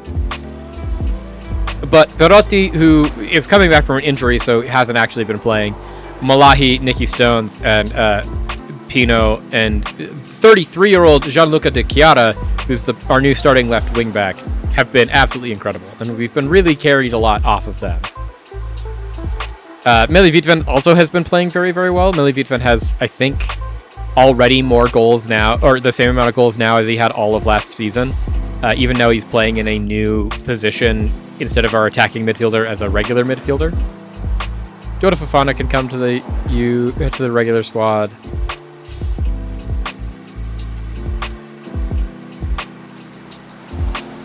But it's still just like, it's troubling that it doesn't matter who we put up front, whether it's Pecorino, whether it's Geroy Gros, whether it's Osano Sao, who is back with the club after having a really great year last year in Serie C, where he scored like 8 goals. None of our strikers are actually scoring goals, which is a pretty big problem. And we would like to fix it. And the idea was that if we switch to this new setup that we are doing now, this 4-3-3, it would give us more control in the midfield, which is already great. We already have a really good midfield, and we wanted to build off of that. As well as having a playmaker now at the back, and 5 attacking threats that are going forward, and our 2 channel midfielders and all that. And then a deep lying forward that can help with the facilitating play, but then hopefully be our point of contact as our last striker in to try and put the goals in. And it just hasn't actually gone that way, is the problem that we're running into. And we're trying to build off of the mentality that we had. For those of you that are like longtime viewers and have been around since the beginning, if you remember what we were doing with our beta save that we did up until we started the Pro Vercelli save here in the beginning of January with Bournemouth, we were playing with Evan Nielsen up front, and Evan Nielsen, I got like, I think almost 20 goals in a season for us, doing something very similar of like, we wanted him to play that, like leading the line, deep lying forward, deep lying position. But he also got on the end of a lot of balls in, and he got on the end of a lot of, and he just scored a lot of really good goals. And we were trying to recapture that. Like, I'm not looking for a 50 goal per season striker. We'd love one, but we aren't gonna like delude ourselves into thinking we are going to get one. We are going to just try and get to the point that we can have a striker that's scoring in the double digits. Because, like, admittedly, we have been playing and scoring a lot of goals. I think if we looked at our statistics, when we looked at our statistics on Friday for last season, we scored 63 goals and conceded 47. But our 63 goals were scored by 25 different players. So, like, we had, of course, our 2 players that scored a lot of goals in Emanuele Rao and Gian-Mario Comi, who scored 9 and I think 6 respectively. But most players on our team scored like 2 or 3, and that was it. And so it's been a really interesting setup here. And we'd love to, if we could just get a single striker to score 10 goals, I would take that as a massive win. This midfielder wants to leave. Do we know anything about you? No. Okay, then I'm not actually interested. Grelot is doing great.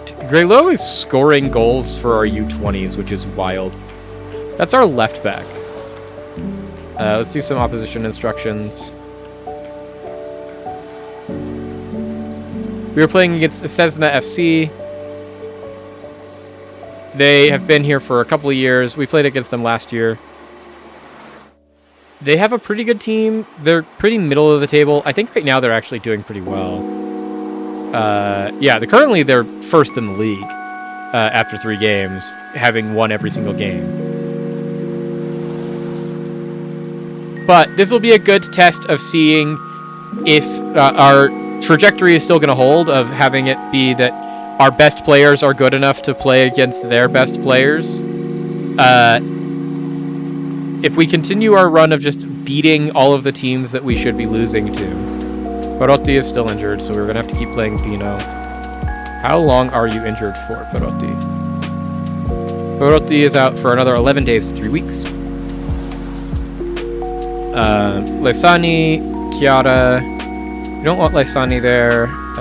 Lysani plays further forward. We want either Casade, who's the new youngster that we brought in, or more reliably, we want Vukio or Netin.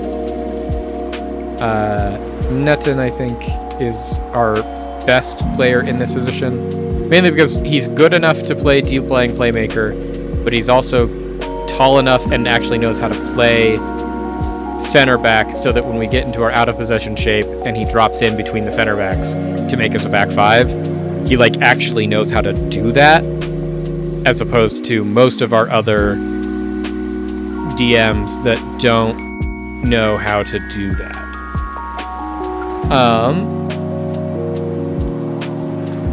Nikki Stones, Millie Vitvin are fine, being our starting mids. Nikki Stones is wanted by OH Leuven in the Belgian top flight. Semedo, we want you to be Fode Fofana, especially... Oh, not Fode Fofana. This is Malahi's position. Where is Haba Malahi? Especially since he's not fit. And then Lagsier, Fode Fofana, and Jeroy Gro up front. And then in our backup positions, we've got Elaine Tahoe. For center backs, we have Christian Reggio and Simone Nicosier. Right back, Nicolas Mero. Left back, we've got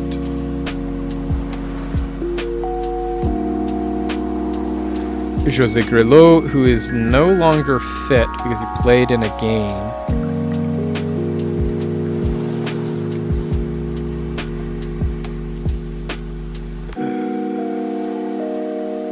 We have Furno here, I guess? He's here till January? Okay. DM, we have... Where did he go? Andrea Vucchio, the youngster. Midfield, we have Sami Lysani and Cassidy. Right winger, we just took him off the team. Now we have to put him back on the team. Emian Johar Semedo. He's also our vice captain. We signed him because he is very good going forward. Left winger, we've got Sunil Laxier. Back up, we've got Jeroy Gro. And let's also bring...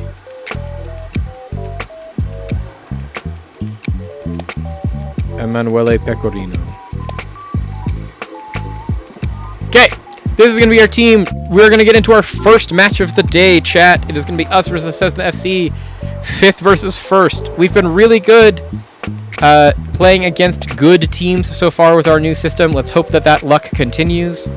Or maybe it's not even luck. Maybe we just say what it actually is. Hopefully our tactical genius continues to shine through, and we'll be able to get the results here with our control possession over Cessna FC. Home form is important. Let's go make sure it counts, especially since we're at home at the Silver Viola.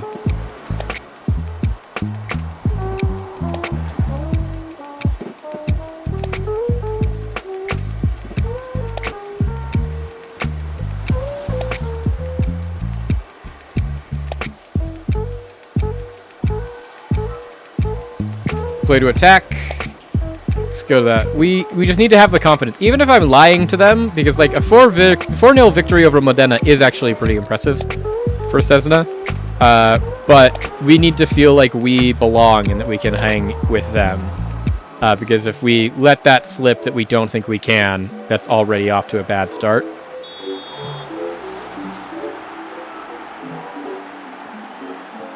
And we just need to be confident.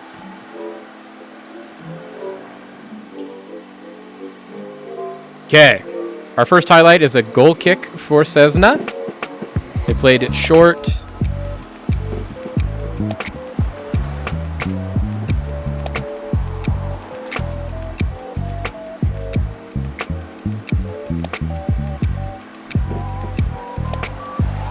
Way to go, Petr Vazdor. So I don't know what was going on there, but because like we had... I don't know if you watched or I just watched, chat, but we watched Luke Netton settle into the middle of a back five like he needed to, and then instead of letting the left-sided center back be the one that went out and challenged that ball, he went out, and so then both of my center backs went out to challenge the same ball, and it left only one person back with the other striker. And luckily, Pasador was able to save that ball, but it was also like, why is that? Oh, Millie Vitven! What was that? Out of nowhere, Millie Vitven just comes thundering through the middle field in the channel. Look at this build-up play. Luke Netton finds Fode Fofana, tons of space here.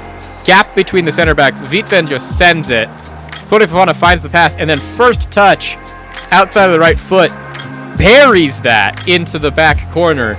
That's how we mean to start. We said we wanted to start attacking and go hard, and we did it.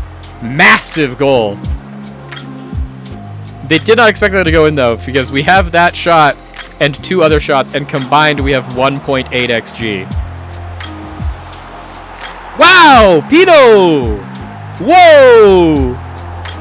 This is how you start a game, chat! What's going on? The players have shown up to play. The long throw in. Nicky Stones to Mohamed Lahi. He finds Emiliano Pino here at the top of the box, who just curls one in, and the goalkeeper gets to it. Like, that should have been saved, and instead, he just punch into the back of his own net. Huge goal for the right back. It's been 13 minutes, and we are up 2-0, chat. And, like, the Vitven goal makes sense. That one was like, yeah, he made the right run. I don't know how we haven't been able to make runs like that up until that point. The Pino goal is one where it's like, that had no right going in. Oh, nice booster. Way to get in there.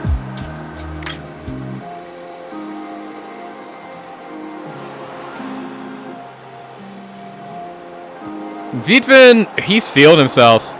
That was closer than it had any right to be, but also, like, Millie Vitven, that's not your shot. That doesn't look good on you, bud. Like, you're not the guy that's supposed to be hitting 25-yard belters from the top of the box.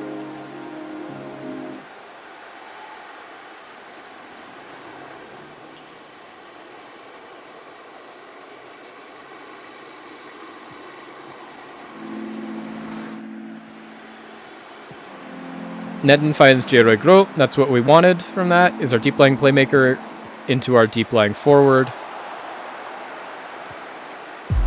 Nice Vitven. J-Roy. Malahi. Vitven? Inches wide again, but it's also like, why are we lining up Vitven to be the guy that's taking that? Like, I'm glad that it's Vitven, not Malahi, because, like, Malahi cannot shoot. He has scored a lot of goals, but he's... If we look at his stats again, chat, 8 finishing, 9 long shots. He definitely shouldn't be taking those long shots. But Millie Vitven is 10 finishing, 8 long shots. He's not much better.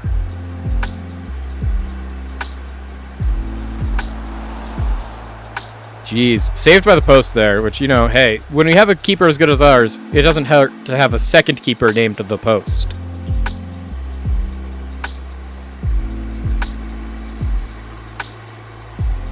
Okay.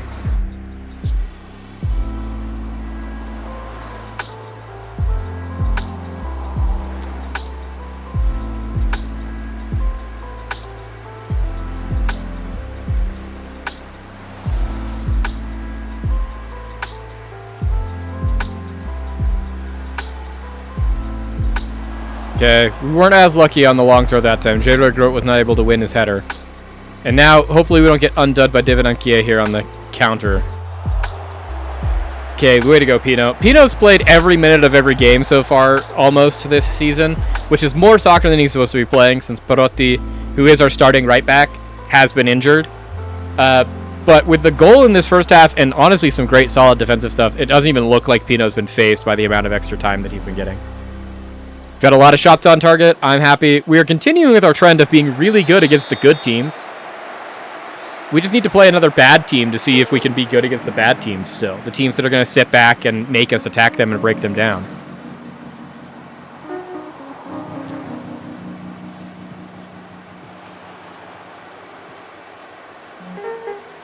Okay, let's pull up this line a little bit, shall we? Because, like, luckily right now, Anquier was going to be offsides. He's offsides on that shot, too. Like, I don't even need this prompt. Like, generally I would react like, no, that's got to be offsides. But this one, like, I could even watch that and be like, he was off. Exactly. If they even give us a highlight, we can show you. But They might not. Yeah, they do. Okay, so if we look at this, he had come back on sides here, and then he steps in behind right as the ball comes into him. Henry Stanich stepping up just perfectly in time to get him off. But even previous to that, he'd been offsides the entire attack. Like, he just wasn't coming back quickly at all.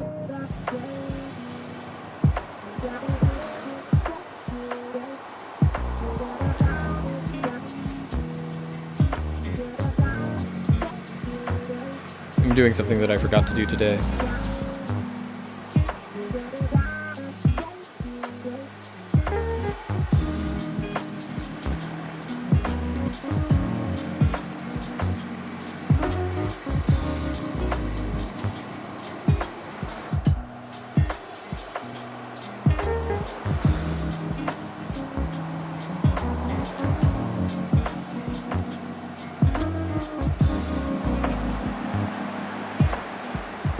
Just getting the blue sky post up because I forgot to do it.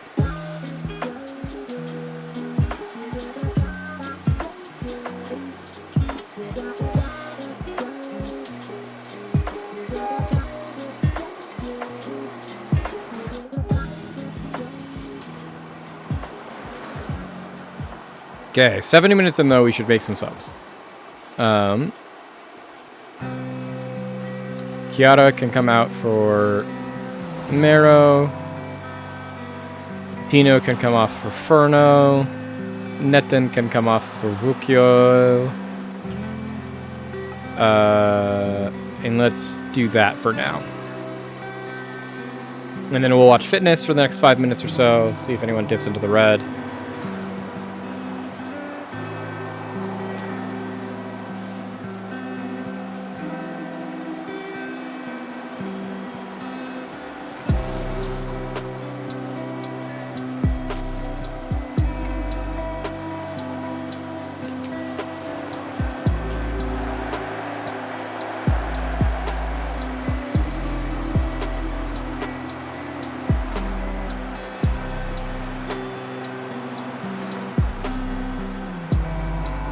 Okay. We're doing pretty well. We're holding on to this victory. We've got good shots. We've got good statistics. We've got 60% possession. Liking it so far. Nikki Stones is having a bit of a bad day. Let's bring on the new kid, Cassidy, give him his debut. See what he looks like. We'll hold on to our last sub in case anyone gets injured. We go Vitvin, Vukyo, Cassidy, first time to see the new kid on the ball.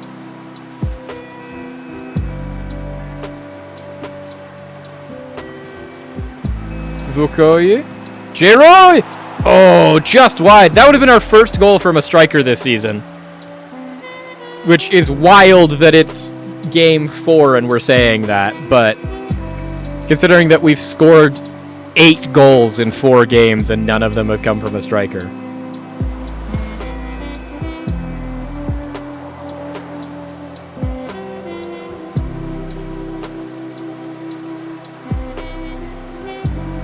Nice, Jotin Bustin. Way to get that out. J-Roy leading the comeback here. Malahi is probably going to need to come out. J-Roy, he almost scored that. We're going to bring on Semedo. It's our last sub for the game. We've got 3 minutes left to hold on to this lead and see if we can finally get a third goal from a striker.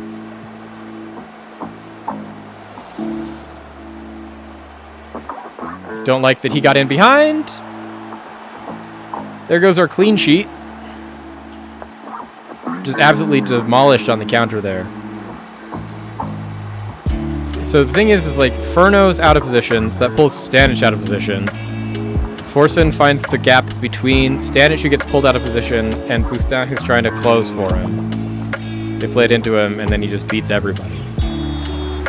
That whole goal was Cristiano Furno's fault.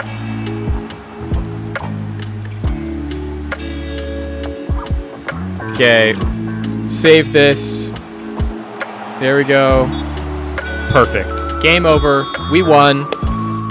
It's the way we wanted to start the stream, chat. We wanted to start the stream with a victory. Starting with a dub is great. Start as you mean to go on. We just want to win every single game this season. Well done. Good win for us.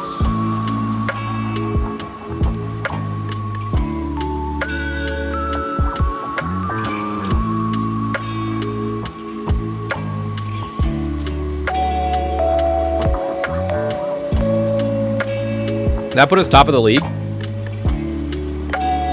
Yeah, there's only 2 teams on 9 points, and it's us and Cessna FC, and we just beat Cessna FC. That's crazy.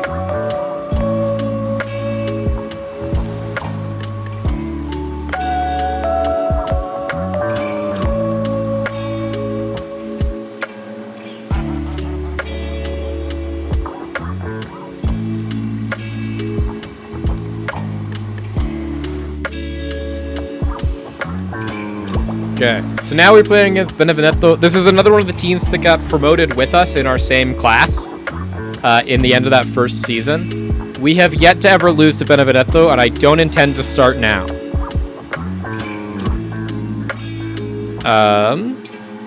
Heuberts is close to triggering a clause, so we get more money off of his transfer. Love that. Provercelli went top. Pino's second goal is the one that won us that game, and it also was an incredible goal.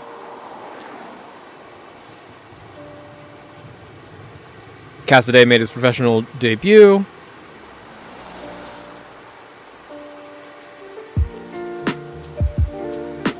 So someone is sniffing around trying to sign Nicky Stones, which I don't want to sell Nicky Stones. Unless we get promoted to Serie A and then he becomes worth like millions. And then we can sell him because that's a ton of money and we need that kind of money. We scored none of our 10 shots attempted from outside the penalty area, so we shouldn't take long shots. Do we still have that thing accidentally ticked on to take long shots? Show me my tactic. Show me my team instructions. In possession. Yeah, we have long shots encouraged. Don't do long shots. Discourage long shots. We are not a long shots team. We have no one on our team that can take long shots. Let's look at our squad real quick. Come with me on this journey, chat. We look at our squad. Look at our attributes. Look at our technical. We sort by long shots. We've got exactly 2 people that can take long shots. 3, maybe 4. We have maybe 6 people that can take a long shot, and 4 of the 6 people are strikers. And then Nicky Stones, who's just our best player. Like, no one should be taking long shots except for Nicky Stones.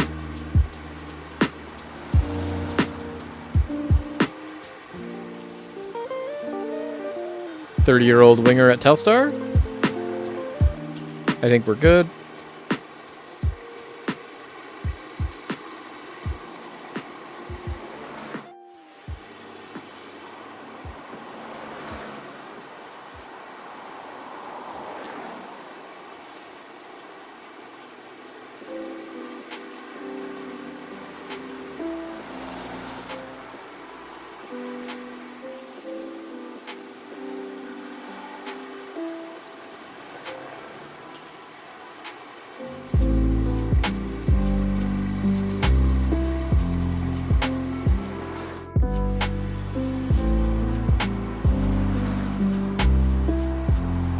Pino was named in the team of the week. Perfect. Pino had a great game. Martin Bellotti, 25-year-old DM that we don't know anything about. I'm good. Recruitment advice.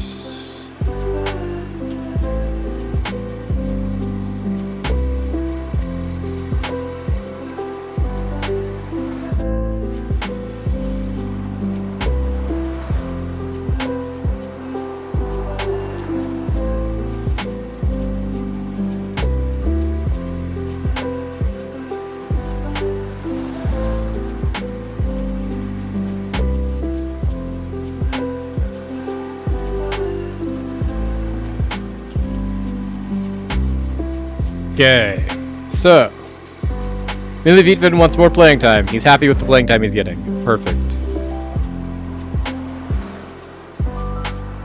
Hubert's made his 20th appearance, so we got our money for that.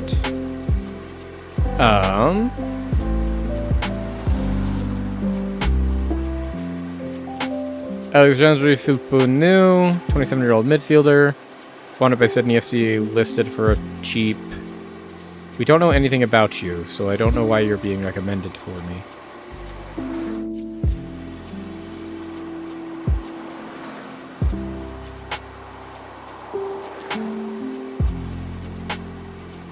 Our fourth string goalkeeper is injured his thigh. I think we'll be fine. I think we can come back from that, chat. I think we will be okay. We will survive. We would have to go through like 3 different goalkeeper injuries ahead of him before we would ever need to play that man.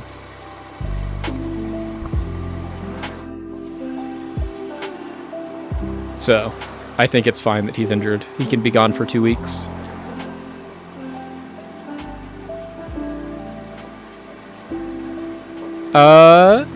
Luke Netton has gotten better.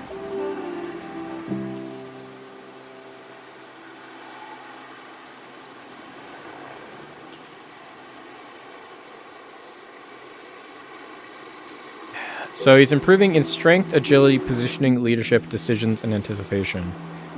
For his DM role, what do we need him to be better at is the real question. What are the things that we actually want him to be getting better at? Since acceleration is one that he's really bad at, it's a -3. Anticipation is puts him to a -5. Stamina puts him to a -6. Jumping reach is why he's so good, and that raises him to a -2. Composure gets him back to a -3. And passing gets him down to a -4. So like he's honestly really bad at all the things we need him to do other than jump. And then center back, once again, he's saved by the fact that he's got good jumping reach. But his jumping reach is undone by his pace and acceleration. And then his work rate puts him back down to +1. And anticipation gets him back down to a -2. Yeah. So like he's getting better. He's just not getting better at the things we need him to get better at.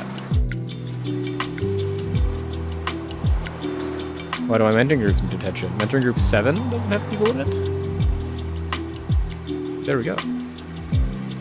Problem solved. Iorino is out for 6 to 7 weeks. It's fine, we weren't playing the youngster anyways. Benevento. We are predicted to lose this.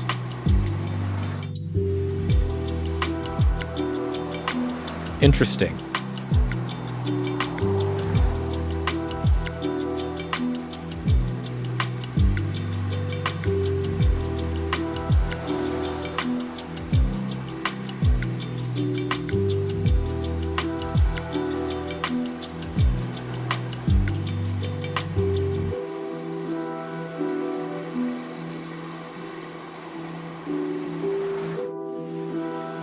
Training review's in. For the first time, we don't have anyone with red in their training, which is huge. It's taken like 2 months since we started training for people to get their acts together, but we are finally seeing positive training development.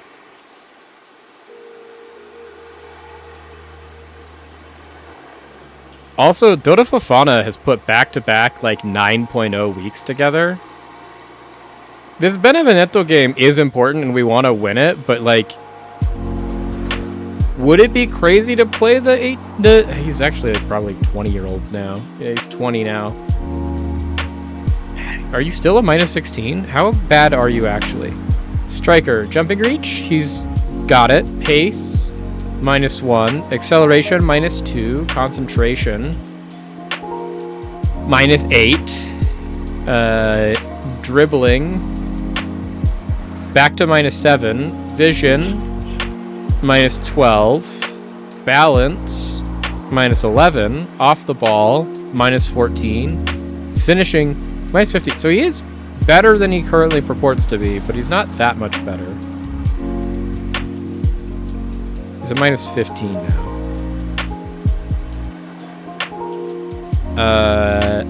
But like, he's putting a lot of time into training. He still has a lot of high potential.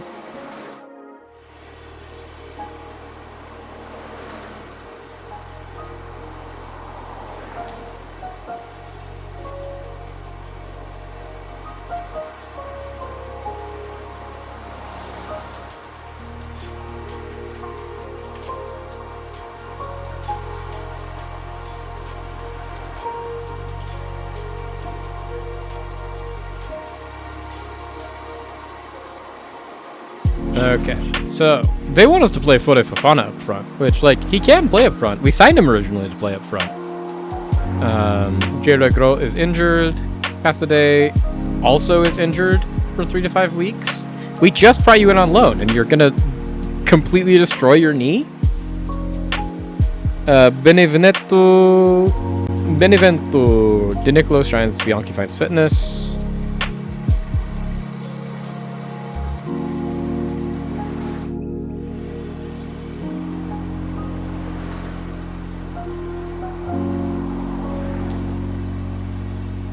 Got absolutely demolished by the Bologna U20s.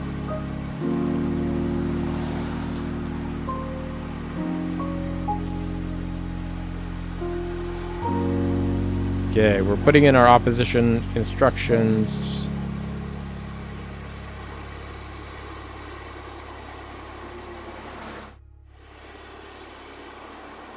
So, they are favorites for some reason. I don't know why. We've literally never lost to them. They're in 16th place. We got promoted at the same time. We've literally never lost to them. The supporters are predicting a draw. The board is hoping for a win, but it says that the other team is the favorites. I don't know what I need to do to prove to the world that we are not bad.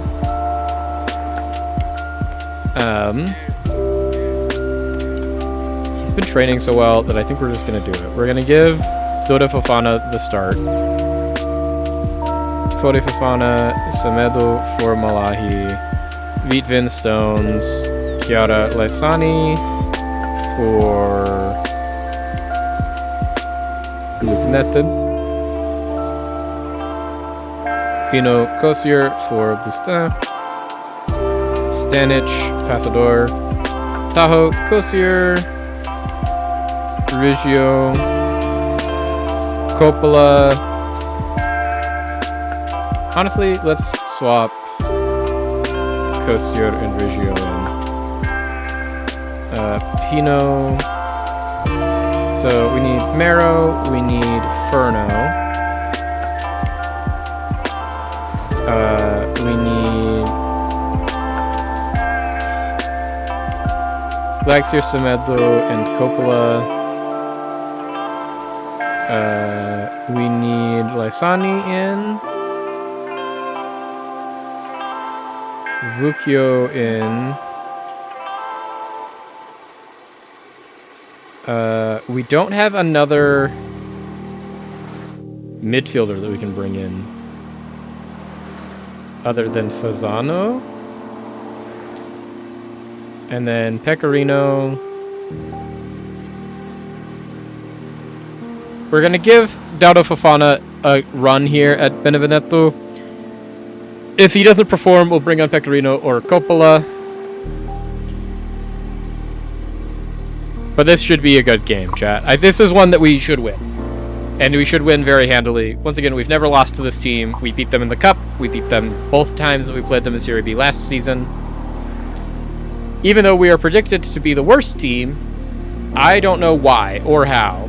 So we're going to put everything into our own hands. We are at home at the Silvio Piola. We are top of the table.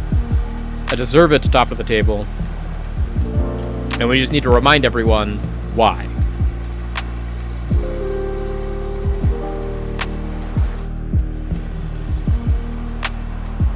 Benevento are in 16th. They're in the relegation playoff.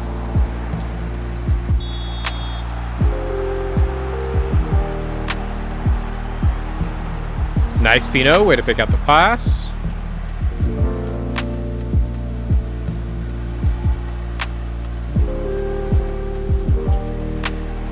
Ooh, nice. We put it in from the corner. Nick Stones. Ooh. That's kind of cheaty. The goalkeeper caught that in his net and was standing inside the net. And that's not a goal, you're telling me? Malahi already off to a hot start today. Milivitvin finds Fode Fofana. The other Fofana. Pino on the overlap. Find a way to put that into the box. Fode Fofana to the back post. Luke Netton, the deep-lying playmaker. That's why we have him out there now, is to be able to get those balls. Ooh, off the post. Unlucky for the old man. Gianluca De Chiara there. Truly tragic that he wasn't able to get that goal. But Mohamed Wahi here with the long throw to put it back in. He's got Kosier and Stones. Oh, Dodo Fofana not able to get it past his man. He's not quite there, the youngster, but we knew that going into this. We're just trying to give him a run of game time because maybe he gets better. The thing is like the most important thing for development is playing games. And so we do just actually need to play him.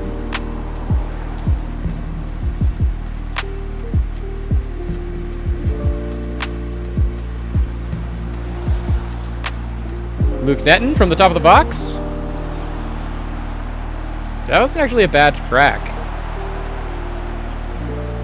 Good deflection off the defender there to keep that out, but a really good effort.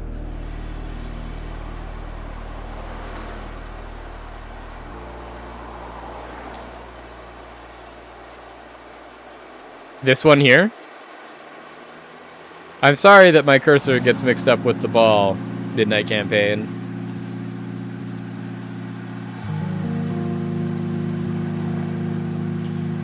Oh, Malahi beat his man. There we go. Oh, Milivojevic top of the box. Couldn't get it past the keeper, though. Unfortunately.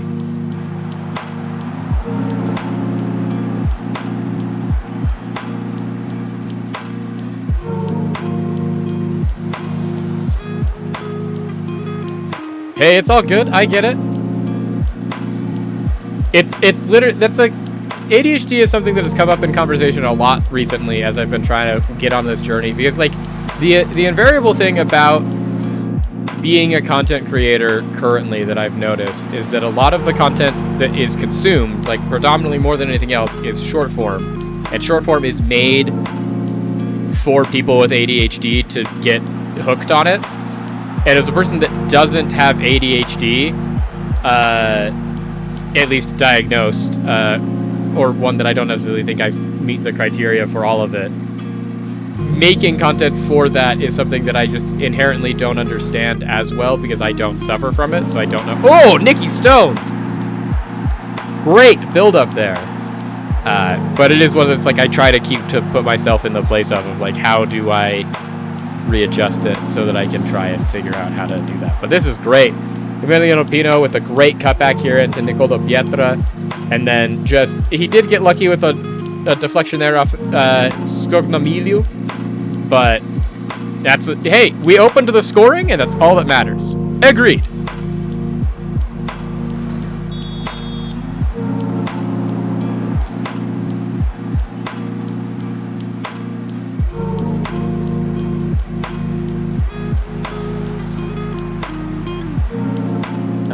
Because it also feels kind of scummy to try and encourage and you know, prey on people for a mental thing that they have and can't control. Yeah, it seems very scummy. When I'd rather just be like, yeah, I'll just make the thing that I want to make and hopefully people like it.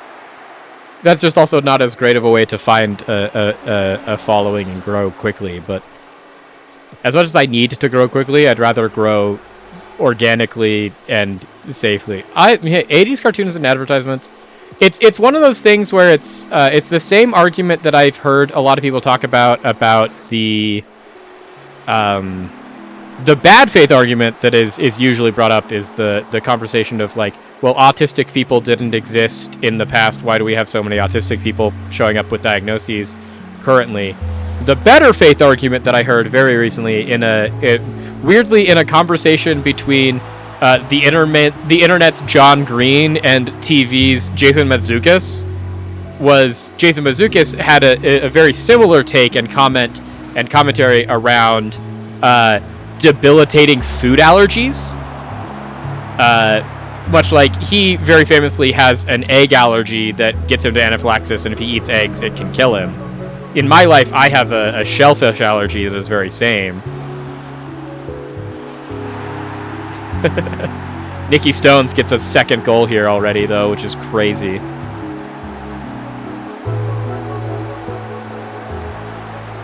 But like, you get these arguments that come up of like, well, why is this a thing? This wasn't a thing in the past. And like, the good faith interpretation of that is like, so this was a thing in the past, it just wasn't diagnosed. And the reason that you're seeing, because we didn't understand it, and the reason you're seeing more and more of these things pop up is generally because diagnostic qualifications have changed, and social perception of these things and understanding of them has increased to the point that we understand them enough to be able to diagnose them and treat them and study them, and we didn't historically. But yeah, your coughing of Thomas Jefferson and Ben Franklin is true. But it's also one of those things of, like, people have always had these weird behavior patterns. Generally, they just are historically looked at as like, oh yeah, that's the person with with ghosts in their blood. That's the reason they act that way. Don't worry, we took them to the sanatorium and they've been prescribed cocaine to deal with it. Which is one of those where it's like, it's been around forever, we just didn't understand or acknowledge it in ways that were helpful and in finding ways to treat people that need help with these issues with grace and decorum such that they would actually look for help to deal with those issues. Which, you know I'm preaching to the choir on this one, as you are a person that literally works in mental health. But it's just one of those conversation topics that I find fascinating, because, like, genuinely, most people try to have this conversation and it comes across as like, oh, you're trying to do this in a bad faith, like, anti-vaxxer way. When I do think there's genuinely good conversation that can be had around the topic in a, like, hey, let's raise awareness kind of way and talk about how people have been maligned groups for centuries and generations, and now we're finally doing, even if what we're doing right now is kind of the bare minimum, we're still at least now doing something to try and help these people with a problem that's been around forever, and we've just chosen to ignore. Oh, Pino? Oh, Malahi? Can we find a hat trick for Nicky Stones here? No, but we did find a really good shot on goal for some reason. Like, I don't know how Pino had such a great shot on goal. Okay, so this is exactly what we wanted. Okay. Learning time, chat. Exactly. It doesn't excuse ignoring the larger issues. And my point in this discussion is that for the predominant amount of at least human history, we have just ignored the larger issue.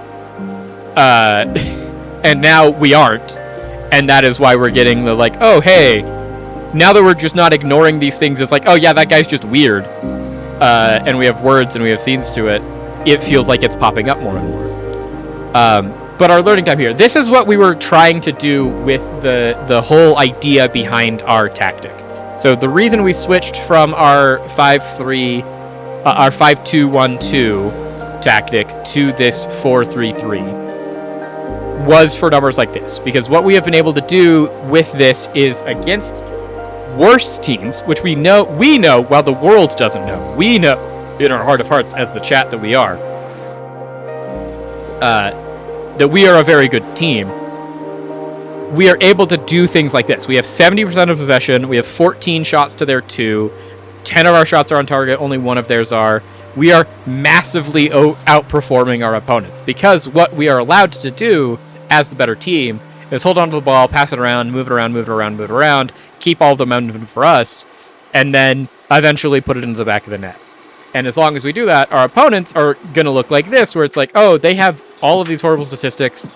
Their best player on their pitch right now is their goalkeeper, and it's because he's blocked 8 of these 10 shots on target. We've only put 2 of them in the back of the net. But, like, their striker is not doing well, their left winger's doing really poorly, their right winger's doing really poorly, their defense isn't doing well. This is what we're trying to do.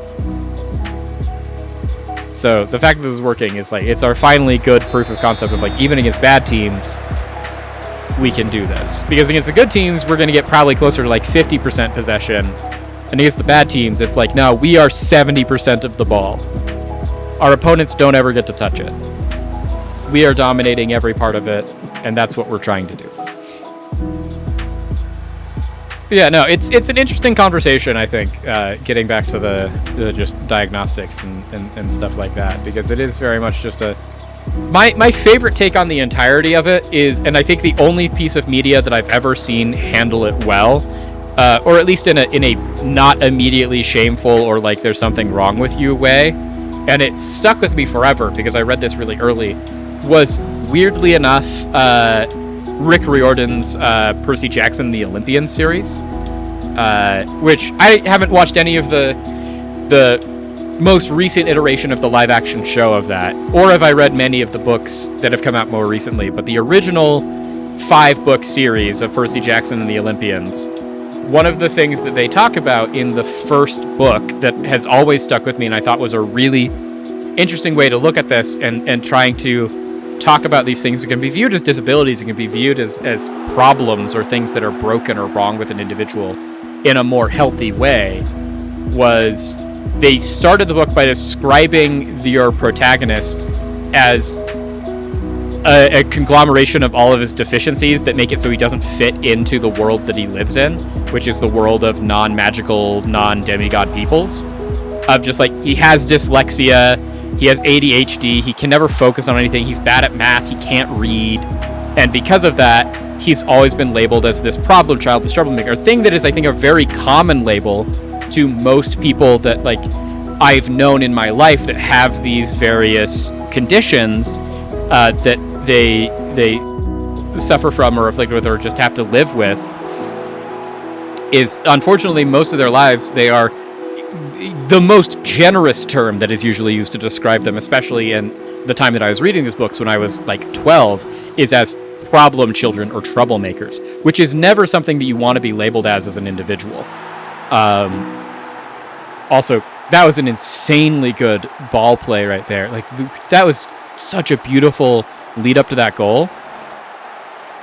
Nikki Stones starts the play. We find Dodo Fofana coming back in. He plays into Malahi, back to Fofana, back into Malahi, in alone on goal. Even Malahi, who has horrible scoring, can never miss that shot.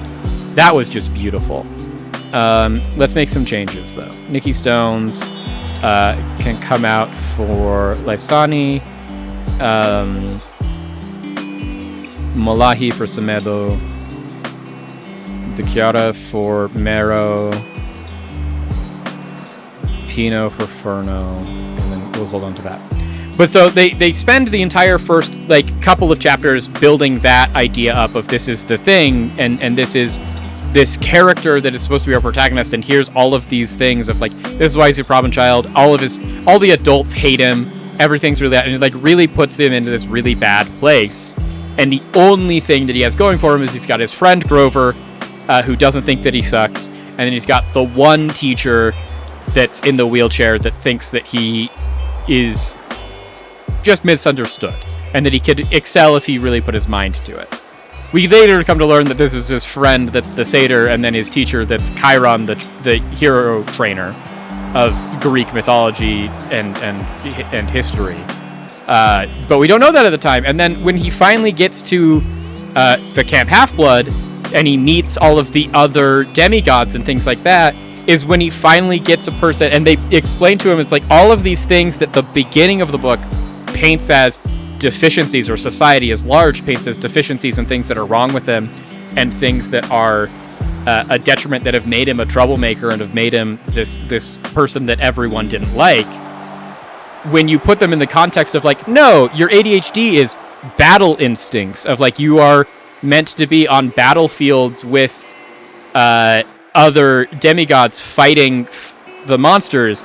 The reason you have dyslexia is that your native language isn't English, it's ancient Greek, and the grammar structures are there. Like, all of these things that you've viewed as negatives and the reasons that you're broken or wrong aren't those. They are, in fact, your greatest strengths, and they're the thing that make you a hero, and then follow that narrative.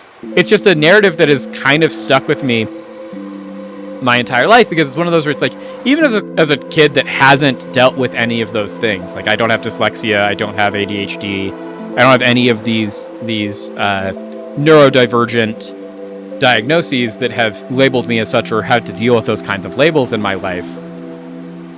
to have it be a thing of just like, hey, all of these things that make you different, the core message behind this being all the things that make you different or give you these labels or make people perceive you in one way, if you reframe them and restructure them, they are things that make you not just different, derogatory, what you've been led to believe your entire life, but they also make you different, complementary, or heroic in the case of the book, and that it makes you better at these things that you need to do to be the best version of yourself than anyone else. And it just is one of those mentalities that I think is so important to, especially like as a book that is marketed towards children going just into puberty, like that prepubescent to pubescent age. Like the fact that that's the lesson that these books are teaching, or the lesson that these stories are trying to teach, is so important. And it's been one that stuck with me forever. I was just like, oh, this is the first kind of instance I had seen in that kind of media that was focused on this narrative of, hey, the things that, it wasn't just the things that make us different, make us unique and special. It's, no, the things that other people might see as deficiencies in you, if you reframe them and realize why you need them, are the things that actually make you a hero. They make you, not to reframe it as they make you better than everyone else, but to make it like these are the things that make you, these are your superpowers and you can use them to do good, is awesome. And it's one of those things that's just kind of always stuck with me. And like, it isn't to try and devalue people that do suffer from like genuinely life-altering problems, because those are real, and I don't want to try and spout the propaganda that they aren't, and that people that have hard lives don't have them for real reasons. But it is very much one of those of just like, even if you have those things, I'm very much of the mind state that like, even in your worst deficiencies, you can have the mentality to not just have to suffer, but to try and live, even if it's a person that, like, speaking to the things that I do have, of like, with my recent diagnosis of chronic migraines, or even before then, I have a history of back and neck problems and a whole bunch of other things that are trauma induced. Not trauma in like emotional scarring. I had a bad childhood. Trauma in like, I've been hit by 7 cars, and so my body's not super happy about that at all times. Having a constant source of things like pain, which is one of the things I deal with, of just like every single day, even as I'm talking right now, some part of my body hurts. Right now it's my mid-thoracic spine, and a little bit of my neck because I slept on my neck funny, which is a combination of chronic neck pain and also the fact that I'm turning 30 this year, and you know, I'm not as young as I used to be. To repeat those age-old adages, you can let that control you and dominate you, and in the moments where it really does, and you guys have been privy to some of those since I talk about when I have my migraines and how debilitating that is for me. It does control your entire life, and pain can really be a dominator, but you can choose to let it either control you with fear and to such a point that you never try to do anything, or you can try and get treatment, and you can lead with the mentality of like, yeah, it sucks, and it does. Let me tell you, the days that I have really bad pain days, especially when I have bad pain days built around my migraines, when your head hurts that bad, there's literally nothing you can do about it, especially with migraines, where migraines are a scientific oddity in that like, we don't actually know what causes them. We just kind of know ways to treat them. And the ways we have to treat them aren't perfect science. They're just kind of our best bet right now, and a lot of research is still actively being done to try and solve those problems. When you're in that much pain, there's literally nothing you can do. Like, it just completely shuts you down. But I could live my life for the rest of my life and be like, well, now that I know this is a thing, I just won't ever do anything, because even attempting to do things like what I'm doing right now, I'm playing a video game, I'm live streaming, I'm trying to entertain and have a conversation with chat and be a source of information and entertainment about the various topics that we talk about here. staring into bright lights and doing these things. Like, a lot of these things are triggers, and it's like, I could not do this and live in the fear that it could trigger these things and do that, and keep it from, and let my diagnosis keep me from doing things that I love and bring me such joy. And from the brief interactions that I have with people that I have talked about and the comments that I get, I'm generally getting comments normally of, this also means a lot to the people I make it for, and the people that watch it, that they can resonate with what we're doing, and they can find a lot of parallels there, which I really like, and it drives me to keep doing this. But if I was just trying to live in the world where I put myself in a bubble of, hey, we're never going to do a thing because what if it triggers this event? It's just like, yeah, well, it might. But if I let that stop me, I'm never going to do anything. And it's much more fun to just do anything, and then if those problems come up, we treat them as they come up and we work through it, than it is to just try and sit here and be like, well, let's try and find a perfect way to construct my life in such a bubble so that I never get hurt and I never have to deal with anything or disappointment. It's just not a realistic way to live life. But we might have gotten on a little too serious of a topic for, you know, sitting here honestly ruling in Serie B. We are top of the table. We just played a beautiful game against Benevento. Dario Fofana didn't score, but he did play really, really well. Setting up actually a couple of the different goals. But I still think we might just be in a mode of, I think what we're going to do for the rest of our games today is just rotate different strikers in and out. Pecorino, J-Roy, Dauda, Giuseppe, until we get one that scores, and then that's going to be our starting striker. Because it's just ridiculous that we don't have a striker that can score.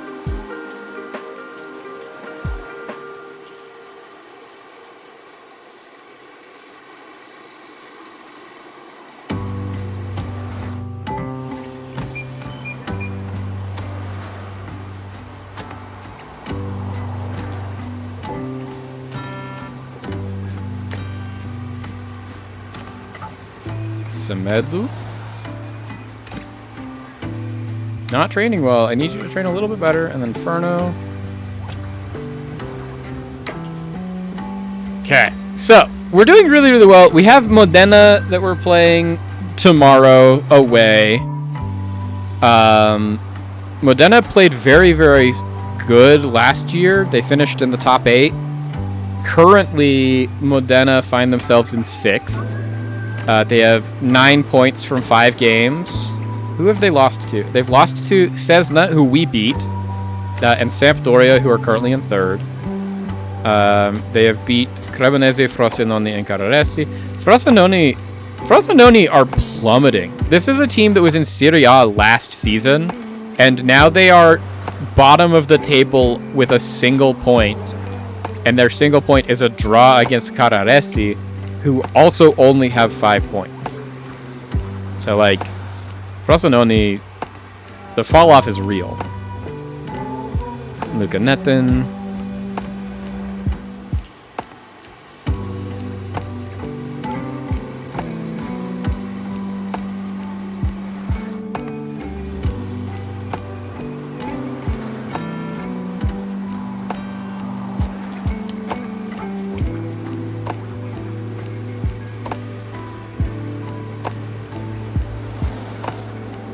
Okay.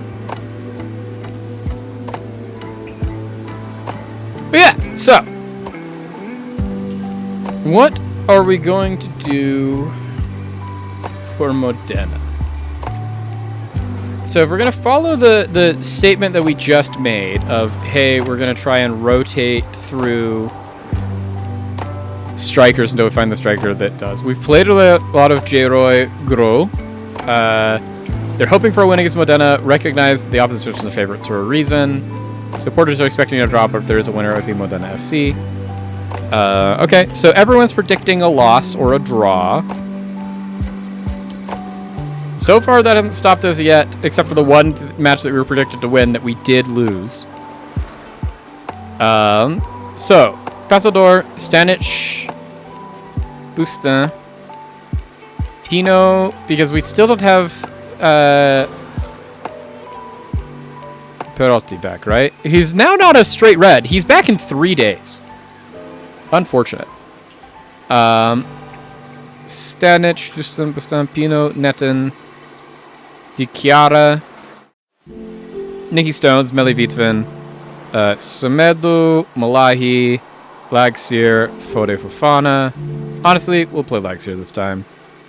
Malahi's just been so good. Like, we don't want to not put him in. J-Roy, he's played the most games. Now that he's fully back to fitness, though, Pecorino might get it. We'll give this one to Giuseppe. Giuseppe, you lead the line today. And then if he doesn't get any goals today, next time will be Pecorino. Tahoe is our backup. Riggio and Kosier. Mero can't play. He's ineligible, so we need to find a different left back. We have Furno. But do we have any other... We have Jose Grillo. Oh, Jose Grillo! Jose Grillo is playing today. He's not also playing for the U20s. Perfect. So, Jose Grillo, Cristiano Furno, that's our left and right back. Midfielder, we need to get Vucchio. Where is he? Vucchio.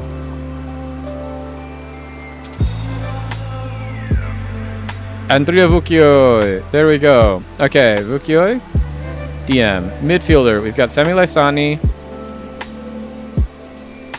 And do we have Fazno? Fazno is our other center mid.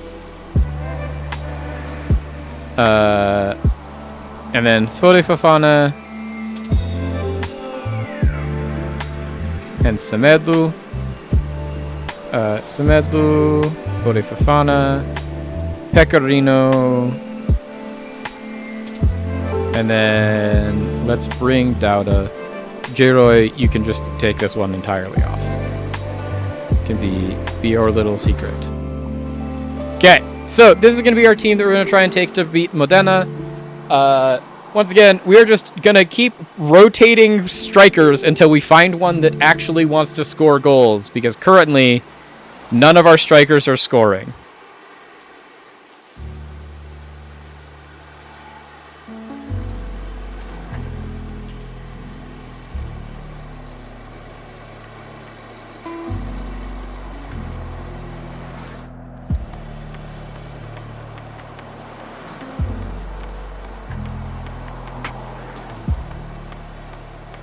Okay, so carry our last performance in this match. We should do great.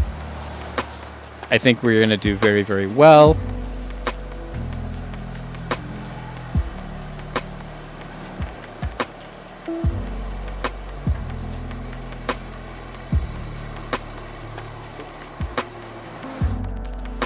Okay.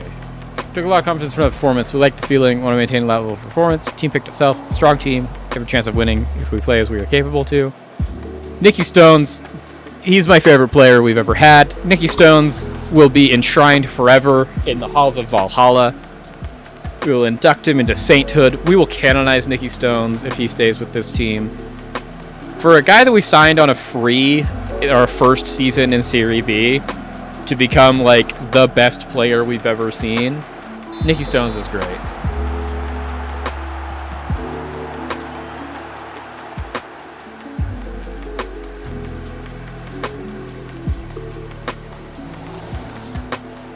Okay, Nicky Stones, speaking of the man, he immediately wins back possession and is pulling the strings. Pino now out on the right. Working it back, plays it across. Oh, that was a nice ball into Milivitvin, but... Oh, come on, Stanic. What was that? 72 Virginians? I'm sorry, I don't get the reference.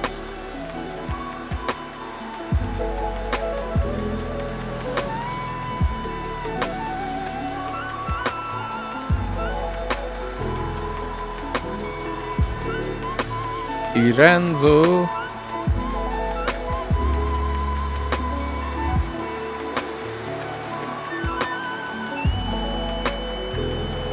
Ah, okay. He was getting canonized against various different dogmas. I did bring up Norse mythology, and then I brought up the Catholic faith. But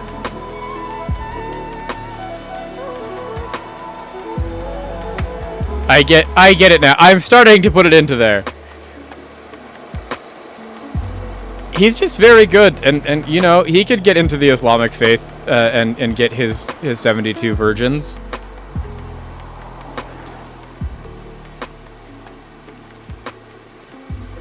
Okay, Dikiara. You've got Luke Netton. Emily Vitven. Samir Lagsir. Luke Netton. Ooh. That was a killer ball towards Muhammad Malahi. Okay, Stanich, we need to talk about this.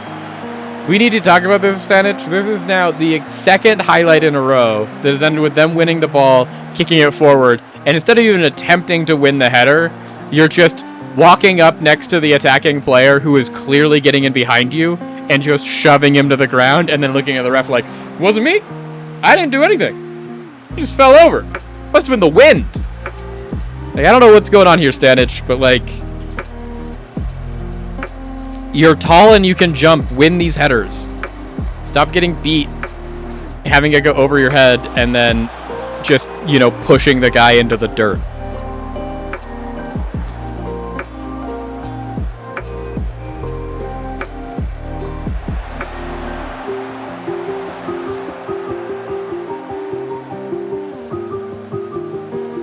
Okay, Pasador picks it up. Okay, Stanich. Find Pino. Nicky Stones. Someone give Nicky Stones an outlet. They're giving him so much space. They don't respect his ability to just completely take them apart. Pino. Oh, he barely got there on that one. There we go. Netton. Back into Pino. Dikiara. Lagsir. He took a shot. The first word is to take a shot. Agreed. Used to be a Stanich like you until I took a slide tackle to the knee. The thing is that Stanich isn't even slide tackling them. He's just like straight up walking up to them and going, ah! Or more likely, based off of the limited view that we have here in the engine that is rendering for us, he's just running through them and then looking like, hey, he fell over. I just was going over here. But good joke. Good joke.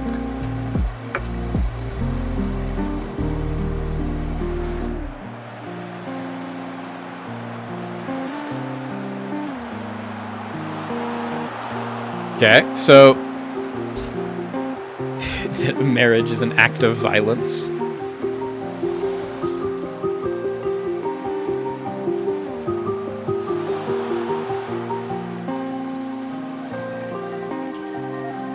Well, I mean, for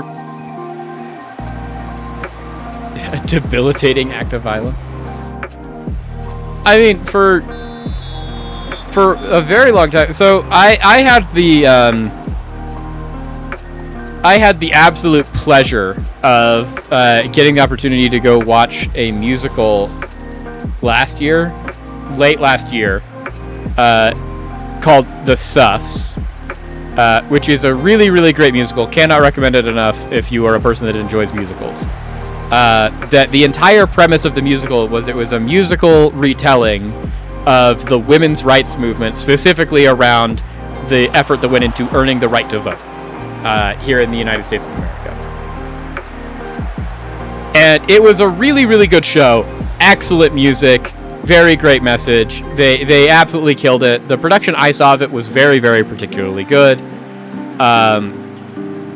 But one of the ideas in it was that one of the main characters from the suffragette movement, who was their secretary,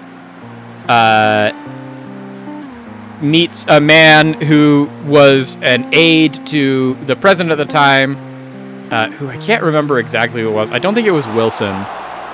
It might have been. Who he falls in love with her and is like, hi, I would like to court you with the intent of marrying you. And then she has a whole song that is about her explaining to this man why she won't marry him, And none of the reasons are because I don't like you. All of the reasons are because in the time frame that we were, marrying a man as a woman was tantamount to committing suicide. And so in that frame of reference, it's gotten better now that women have more rights and like the right to own property. But for a large portion of the world's history, and especially U.S. history, marriage was an act of violence in that it, like, as far as rights and property and things were concerned, was tantamount to the woman just dying, which isn't a great look. I don't know that I can subscribe to that being the same thing, but I've also never been married, so I can't speak to that.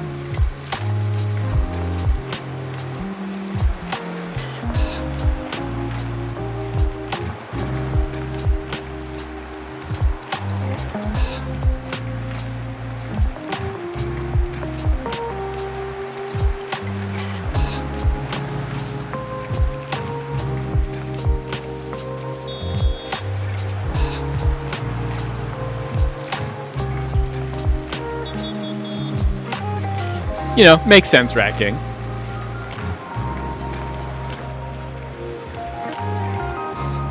Once again, not necessarily something that I spent time worrying about or thinking about a ton because, you know, I'm not a woman.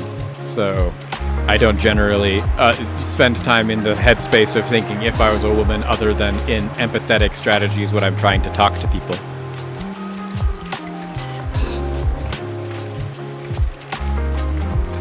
Agree. Although there is a rash of times in that same time frame where the predominant amount of murders that were committed to men were by their wives, who it was easier for them to kill their husbands than to get a divorce socially. And so there was a whole bunch of people that would die from random poisonings. So like there's just a lot there, because it's also one of those things where it's like there's a lot of good sides when Kentucky, but this is also, you know, the hopeless romantic side of me coming out. As a man that literally was reading Korean webcomics that were romance comedies way too late last night because it's one of my many vices and I loved it so much. It was a really good comic too. It's called My Bias Gets on the Last Train. Another great recommendation if you're into that kind of things. It like in all relationships, marriage is one that I think comes down to it of like, if held correctly and Rat King, I know there's a reason we are friends. It's so good. I have heard about it for months and I've just been putting it off until there was more of a backlog, and then yesterday I finally bit the bullet and read all of it that's out right now.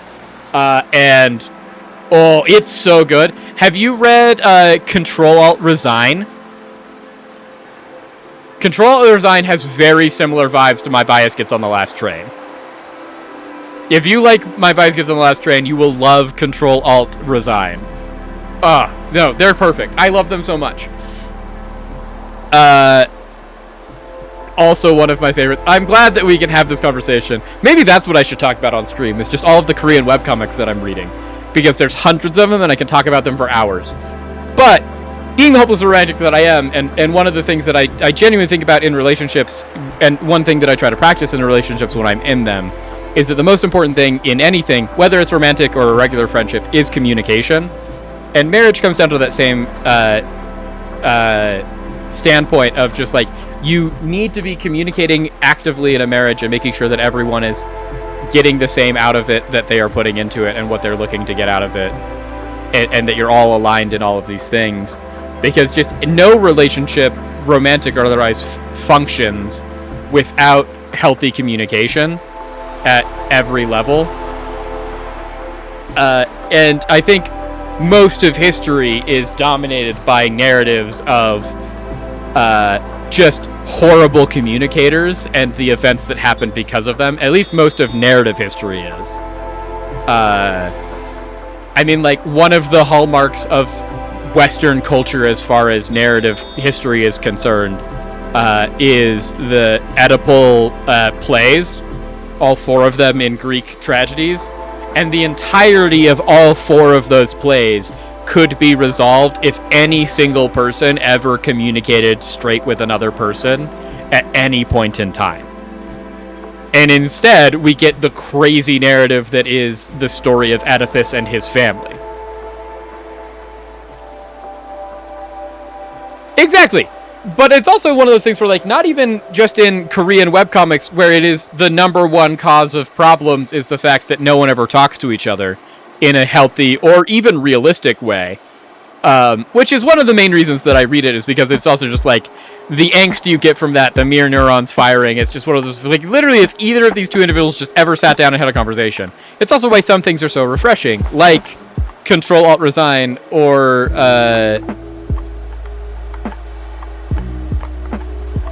Control-Alt-Resign, or My Bias Gets on the Last Train, where it's like, My Bias Gets on the Last Train has some major issues in their communication, but for the most part, they are 2 adult individuals that are trying to communicate. Actually, if you don't think I am up to date on A Deadbeat's Meal, Rat King, you are sorely mistaken. I have been reading that comic since day 1, and I read it religiously. Every time an episode comes up, I am reading it within minutes. Deadbeat's Meal is so good. Oh yeah, Deadbeat's Meal is great. It's also another perfect example of this. Of like, that one is actually one of my favorites for exploding this trope in specifically Korean webcomic storytelling. But it's also a thing that I don't know how many K-dramas you've ever watched in your life. They're also fantastic.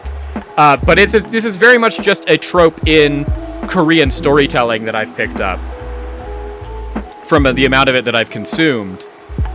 And why I think this is a really good case study of this trope is that is like one of the best examples in a webcomic that I've ever seen of both sides of this. Because the main couple from that comic at the beginning are so bad at communicating with each other. And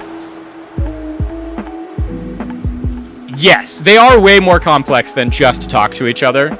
Control-Alt-Resign is one that I just like. Control-Alt-Resign is one of those where I'm like, I don't think if you put a Korean webcomic artist and story writer in a lab to design a comic that hits me more specifically than Control-Alt-Resign, you could. Because it's one of those where it's just like the level of like the primary antagonist in this being the fact that yeah, they're also still bad at it in the most recent episode, but they're infinitely better than they were at the beginning of the comic. Like, that's been their whole trajectory, is that they started so bad, and that now they're still not great at it, but they are doing so much better.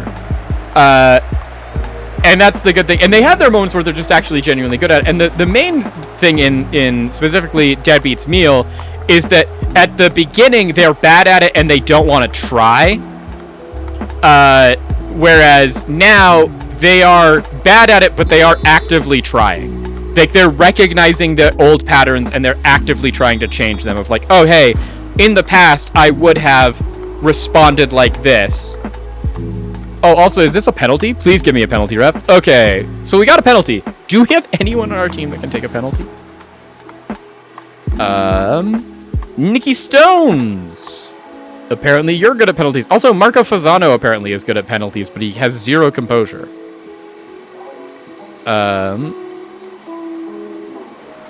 Okay. Sorry, we're gonna halt our talk on Korean webtoon drama for this penalty so we can maybe actually win this game. Because I've gotten distracted from the actual game we're doing here, which is not great. Since we've had a lot of good chances, but now we just need to actually get Nikki Stones to put this in the back of the net.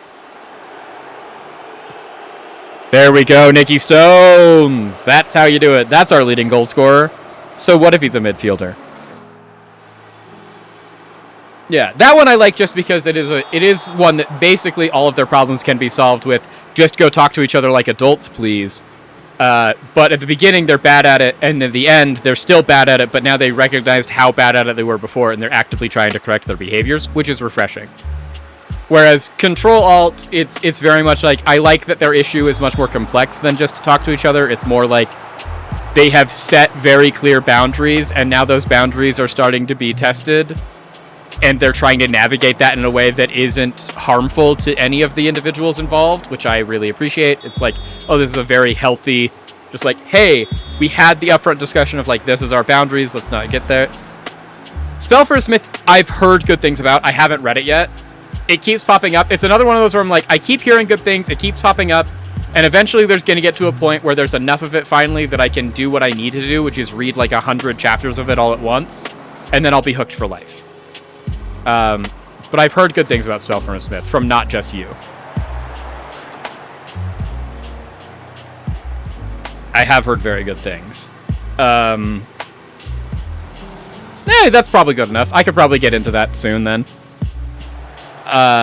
There's just a lot of them that are like that. Another one that really drives me crazy, but in like a good way, is the Producer's Second Life. Producer's Second Life is a really, really good one. Because that one's just interesting in the fact that it's trying to build itself up as like a harem story, in that it's a male protagonist, and then like every female main character you meet is inexplicably deeply in love with him. But it's navigating it from the way of like him trying to navigate the like, I don't want to be in a relationship with any of you, and just trying to like walk through every step of that minefield and be like, I'm trying to just make some cool movies and TV shows, and I need you to be in them, so I'm going to be nice and be your friend, but you all are clearly deeply in love with me, and I am not comfortable with that, but also I don't want you to not be in my next show because you're superstars. But it's a lot of these things that are just like, oh, Samuel Laxir! Let's go! We'll take a second goal. That was a beautiful worked ball, too. Giuseppe Coppola plays the diagonal run into Nicky Stones. Nicola Pietra finds Samir Laxir completely unmarked in the box. So many times that would have been blocked by either the defender or the goalkeeper. It's nice to see one of them actually go in. Yeah, but there's just so many of these things where it's just like, it resolves itself if you ever just communicate. And I think that's just kind of the... Once again, this is guy not in a relationship talking about relationships, but... It's just one of those principles that I hold myself to, even in like the conversations that I have with people that are friends of mine, or especially when I'm talking about like tabletop role-playing games and things like that, of like, I'm very much a huge proponent of, before you sit down to play a game with someone, have at least a brief conversation of making sure you're both there for the same reasons and that you set boundaries and respect them. Which is why I love Control Alt so much.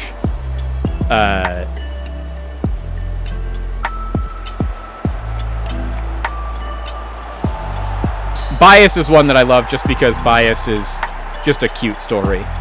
It's just adorable. Okay, Pino can't stay on anymore. Netten for Rukoi. Nicky Stones for Lysani. Malahi for Sumedu. Stanic has played really bad in Reggio.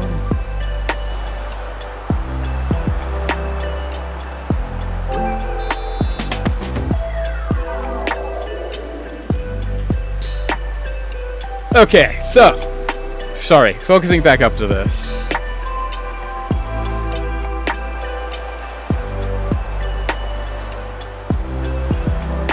Oh, great. Well, I think that is the point, too. Like, that's the point behind these things, is it's just, like, it highlights a whole bunch of problems in most relationships in real life that I think it's a very important step to learn is part of, whether it's in relationships that are romantic or non-romantic relationships, one of the most important things that I think you can learn in your life as you're growing up, especially as you're maturing out of being a child and into adulthood, is the importance of good communication and productive communication, avoiding miscommunications and doing things like that. I'm glad that is the same takeaway that I have of like, I'm glad I don't have that problem. but it also helps you build that framework of just like doing it. That's the thing that I think is so powerful about stories, and why I think that stories are so important to be told and to continue telling, is because it gives you an opportunity in a fictional space that doesn't do any harm to anybody.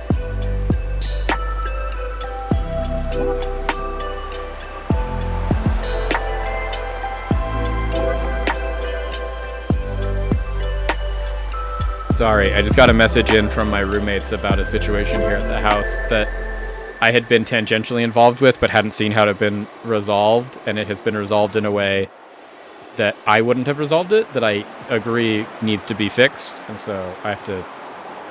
If it's not taken care of by the time we're done streaming, I have to go take care of that right after I'm done streaming, which we've got another about hour left here.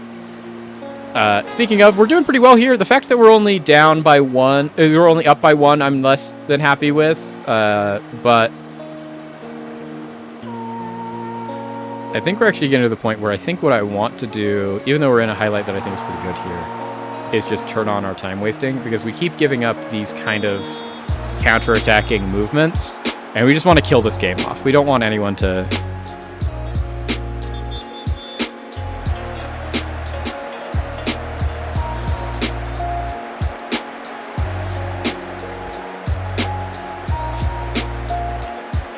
But yeah, it's just one of those where it's like, I think that stories offer a very, very good space, and narratives in general, and it's one of the things that I hope to eventually be able to contribute to with the stuff that I do here on the channel, is it gives you a safe space to be able to explore parts of the human condition in a controlled environment where there's no harm that can come to you or the others in your life of any meaningful, like, amount of harm, so you can develop these realizations and these systems that are so important, I think, a part of growing up.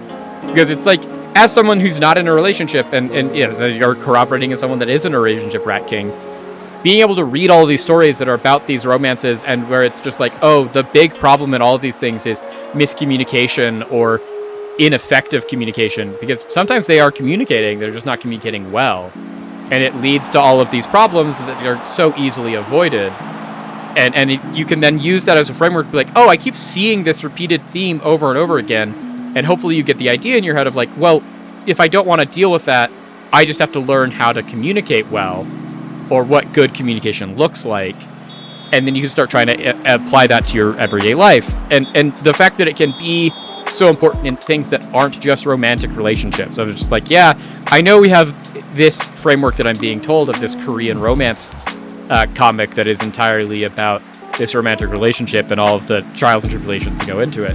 But also, if they're having this much issue in a romantic relationship, how bad is it in my own life, in like my professional relationships or in my friendships, if I'm not communicating well, if I'm a bad communicator, that leads to unnecessary friction in these relationships that would just be easier and better for everyone involved if we could avoid that. Yeah. And hopefully you can then have the same comment that you are having here of like, at least I don't have issues with communicating like these people do. But you don't know to even think working on that until you get more experience in your life, or until you start having the opportunity to experience those things in some sort of way, whether it's through the lens of a relationship or whether it's through the lens of these comics. It's still a lesson that everyone needs to learn. If you can learn it in a non-disruptive way, where it's like, I don't have to learn this problem from experiencing it firsthand. Like, I don't have to learn about the perils of being a poor communicator in a relationship by being in a relationship. I can learn about the perils of not communicating well in a relationship by reading about these people doing it. That doesn't harm anyone, because the characters you're reading about aren't real. And so, therefore, the issues that happen to them, while they can feel real, don't actually hurt anyone in real life. As opposed to, if you learn that relationship issue or learn that communication lesson while you are actively in your real life in a relationship with someone, the best possible way that can go is that you both get hurt for a little bit and you grow through it together. The more likely way that goes is both of you get really hurt, someone's heart gets broken, and then you don't have a way to fix that, and you just have to try and do better next time. But for a moment, you have now just completely ruined your life and someone else's life, and that's not great for anybody involved. But we're on an absolute tear here in Serie B.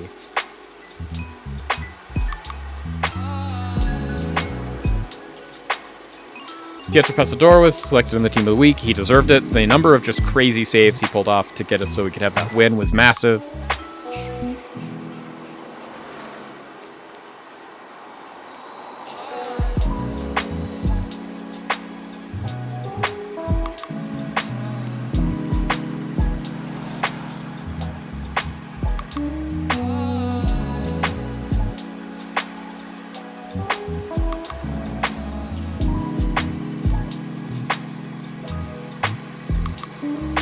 Man City want to launch a Neves bid for João Neves.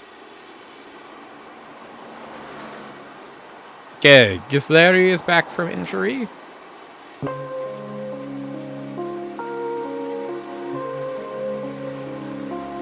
Koscielny is improving.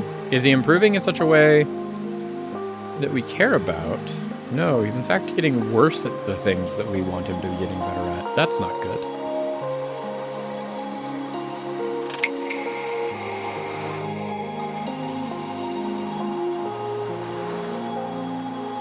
Emiliano Pino, you have been great. Nicky Stones, you have been excellent. Perotti finally back from injury. We finally have our starting right back. Pino's been doing fantastic, but it's just also one of those, we cannot expect Emiliano Pino to play every single minute of every single game for an entire season. That's just not healthy. We need someone else to be playing. So they think this guy would be really good. He has some pretty good physicals.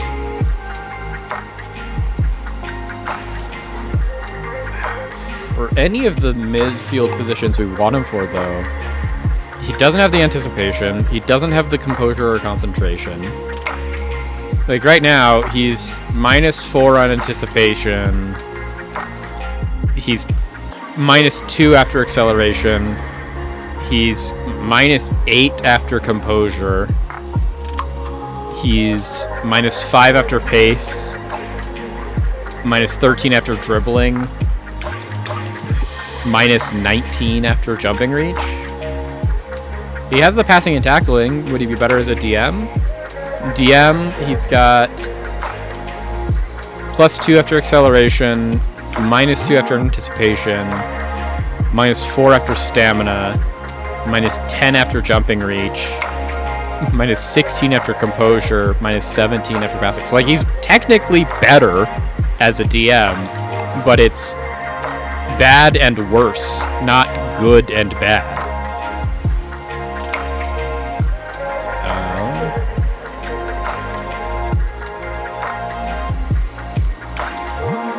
Winger here. Once again, great physicals, bad at everything else.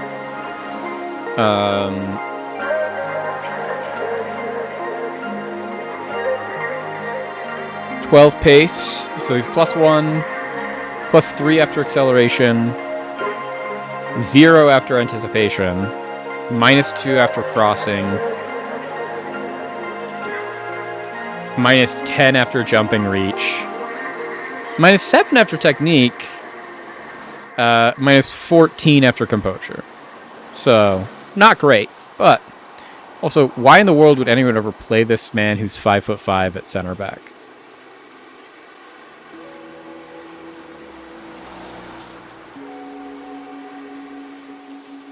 Pessador is getting better. Okay. +3 after aerial reach. +5 after reflexes. +7 after agility. He is getting better.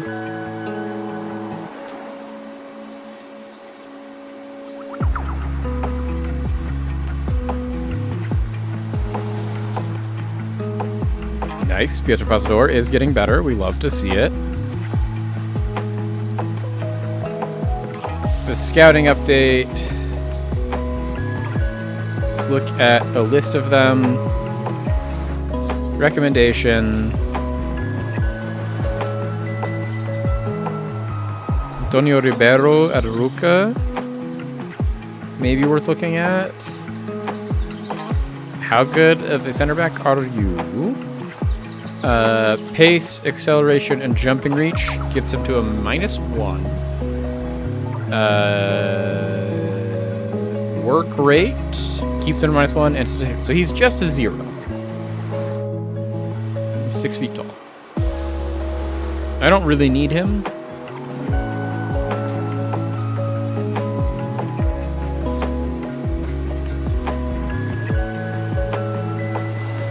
They're all people that I'd also have to spend money on, except for Matthias Rasmussen.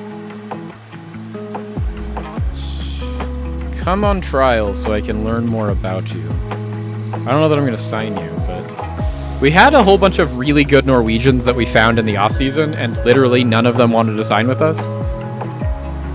Some of them even, like, signed with worse teams than us, which was the thing that got me. It's like, we found this absolutely insane 17-year-old, like, Norwegian midfielder, and we made this huge offer for him, and he's like, you know, I'm gonna go play in Series C instead for a worse team. And I was like, dude, I gave you, like, important player. Like, you're gonna be one of the best players on my team.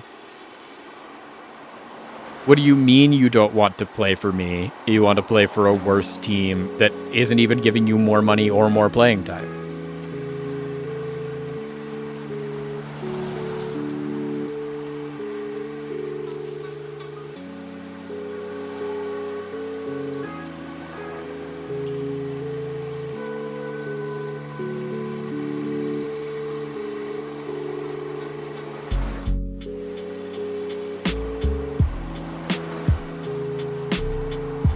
Andrea Vukoi.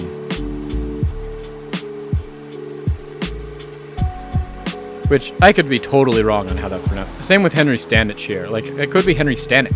I have no idea. Jiro Gros is another one that I'm taking a guess on. Lasaini. Vitaven. This is the thing, like, I speak a lot of languages, and I usually am pretty good at just, like, no-scoping pronunciation of things. But also, most of the players on our team are from countries whose languages I don't speak, so I am just 100% guessing. And if any of you know how to pronounce these things better, I would love pronunciation tips.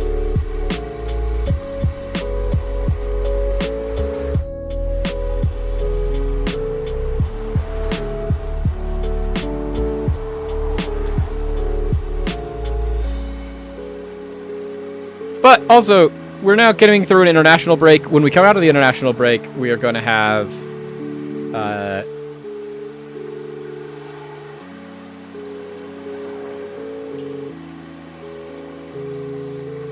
to now play Pecorino up front, because once again we're doing our rotations, trying to get a striker to finally score a goal. Giuseppe, so like the thing is, like, our strikers are being involved in the goal scoring opportunities. They're just not scoring the goals themselves is the current issue that we are running into. It's like, even in that last game, Giuseppe Coppola set up both of those goals from his deep lying forward position. He just then didn't get on the end of the actual chance to score the goal, which is kind of what we want. Is like, hey, I like that you're getting involved on this end, but can you also perform on this end?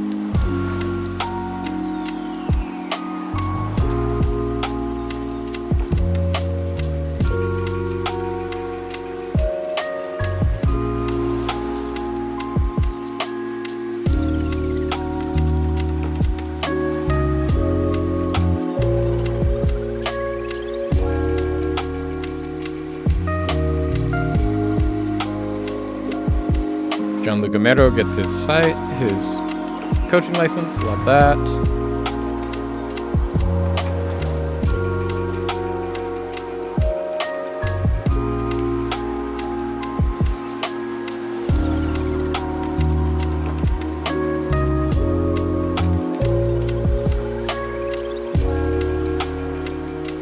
A whole bunch of players that they're like, hey, we're struggling financially, so don't re-sign them. I'm like, yeah, but like also if we can just get like the way to fix our financial problems right now, realistically, Chad, is we have to get to Serie A. Like, that's just really the only option. We have to get to Serie A because just if we can get a single year's payment of TV money for being in Serie A, it solves every issue we have financially currently. Until then,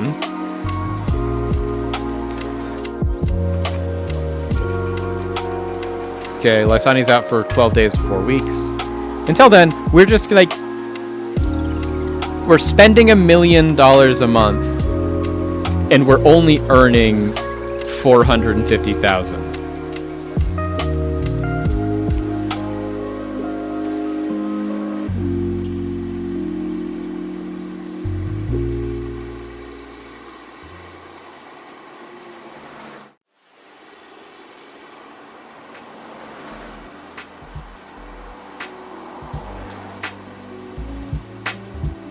Kosier has unfortunately picked up negative personality traits in his group. He's learned to become more controversial.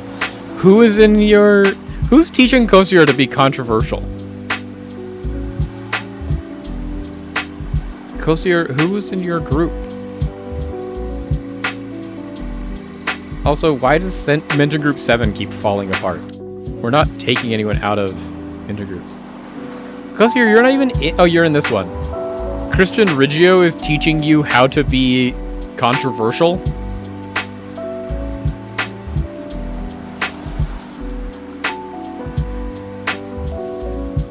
Now Lysani and Stanich hopefully are going to teach you to be not controversial.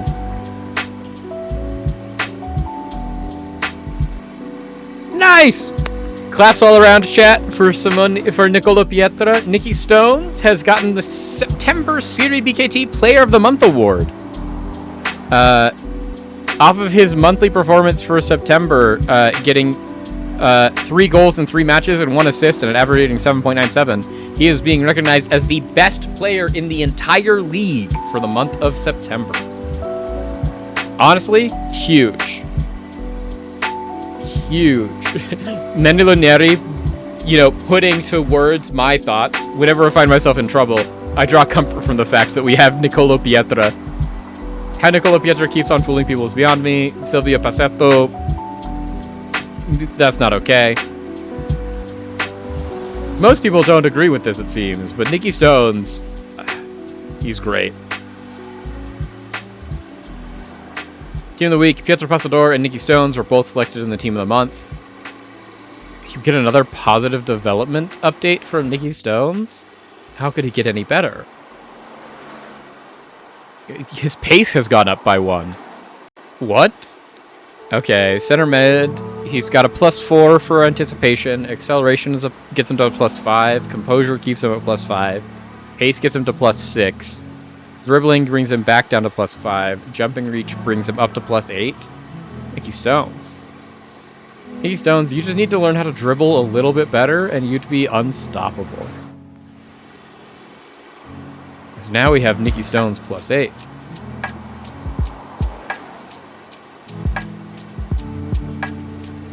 Crazy that Nicky Stones... He's now a star player for any Serie B team. He's also in an eclectic group of individuals at our club, which is not very long or very large, of individuals that have more than one green attribute. So green is our attribute for 16 or higher, which is like where you want things to be. And for like the best teams in the world, your Tottenham, well, not even your Tottenham, your Manchester Cities, your Arsenals, almost every player on their team that is in their first 11, and even usually their second 11, will have a majority green. And they'll have anything that's not green is usually a yellow, and they'll have almost nothing that's white or gray. And so when we try to inevitably get to there, Nicolo Pietra is in an eclectic group of people where he's one of the very few people that has more than one green thing. On our team, that group is not very large. It's Nicola Pietra, it's J-Roy Gros, it's Pietro Passador with his jumping reach and his decisions.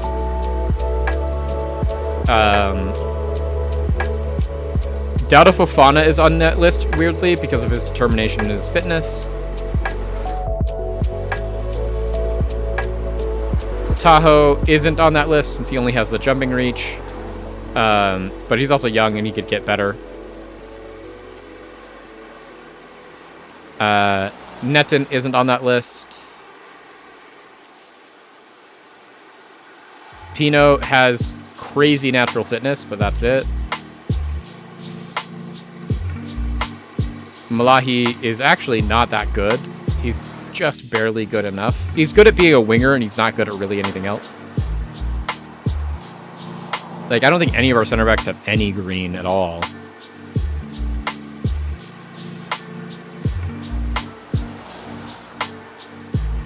But so, like, that's the 4 players on our team that I think are in that elusive club of double green.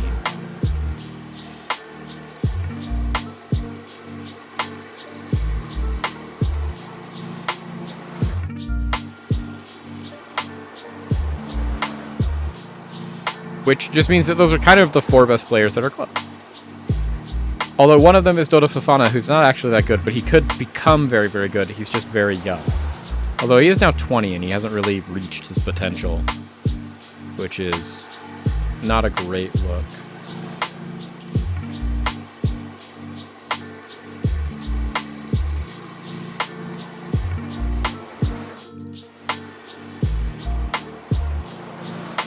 Jacobo Lombardo, let's see.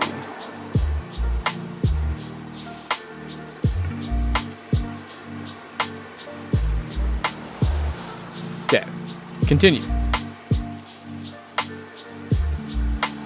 Okay, we've got another week before our next game against Reggiana. And then we have Lecce, which is going to be a really important game.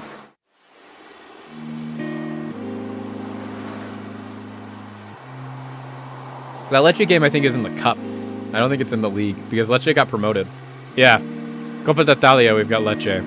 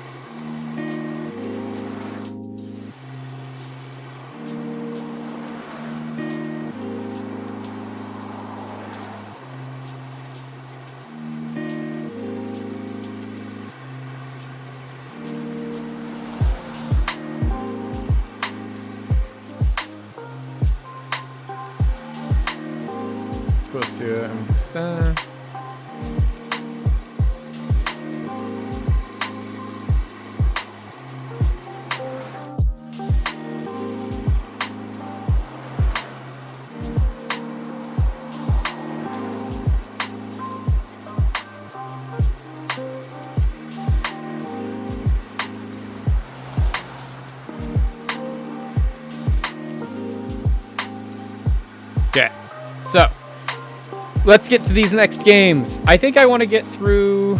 Let's also stop this real quick. We got to do our. We forgot. I can't believe you almost let me forget this, chat. How dare you? We forgot to update our training.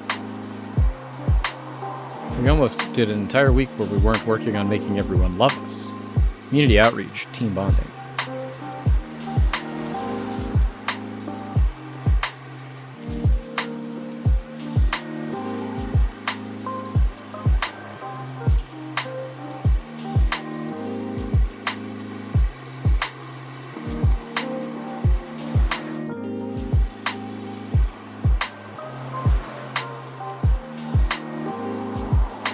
Okay, so our October is actually really packed. We have Reggiana this weekend. We have Lecce in the Cup on the 13th. We have Padova on the 17th. We have Inter Milan U23s on the 20th. We have Sampdoria on the 24th, and we have Arezzo on the 31st. That's 6 games in 4 weeks. It's going to be another opportunity where we're going to have to rotate teams. We're going to have to rotate players. In fact, I think we're going to have to rotate to the fact that we play our second team against Reggiana so that we can play our first team against Lecce.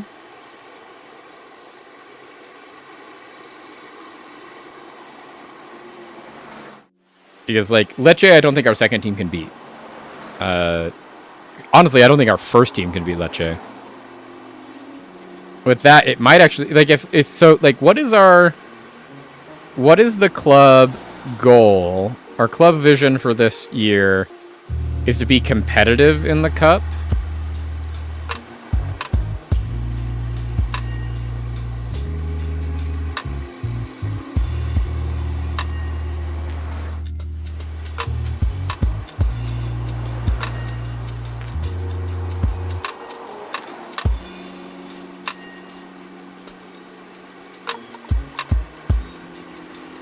So if we're trying to just be competitive in the cup, I actually don't think we prioritize the cup. I think we play our first 11 against Padova and Reggiana.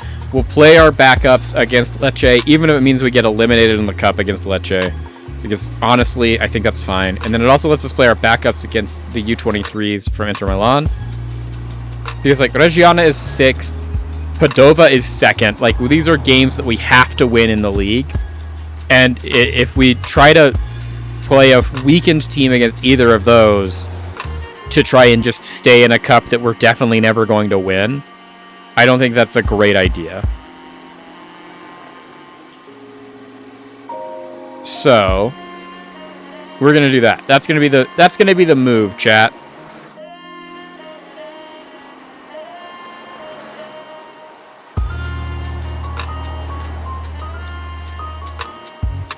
So, in this Reggiana match, we are going to play the starting 11. The only thing that's going to be changing is that we're going to take out Geroy Gro and put in Pecorino to have his first start of the season.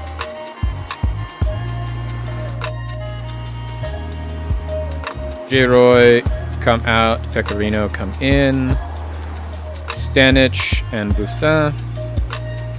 Pino, we are also now going to make the change on because we finally have Perotti back, and I want to get Perotti back into the swing of playing. Netin is going to be there. Chiara out on the left. Nikki Stones, Mili Vitven. Malahi, Legsier for Fode Fofana. Pecorino up front. Tahoe gets to be our backup keeper, Kosier and Reggio. We need Pino.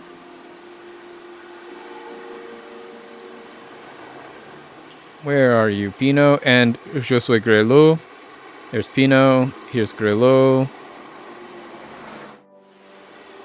And then it is Vouquier, Cassade, Lysani, and then Lagsier,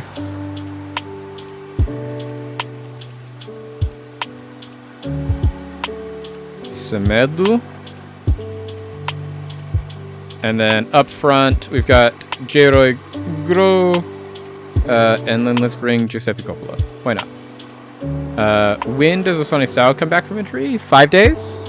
And then we have to start working him into the rotation too, because he's the striker on our team that scored the most goals last year. He just scored them not on our team since he was out on loan.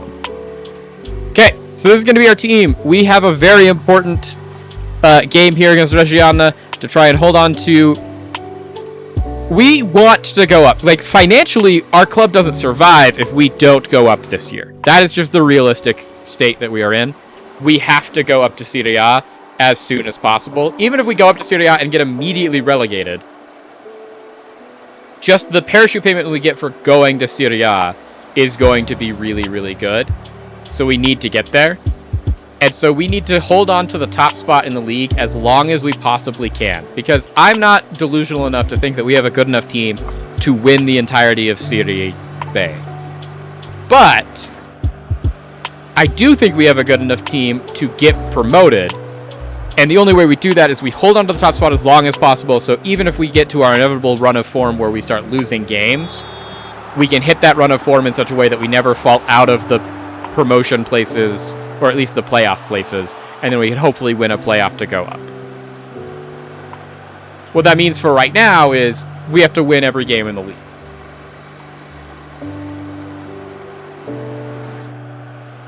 Especially these games against top half opposition, like Reggiana, and then most importantly, next weekend against Padova, who are currently second.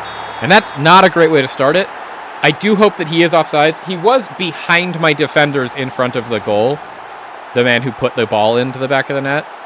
So I think we have a good shot of this being offsides. There we go.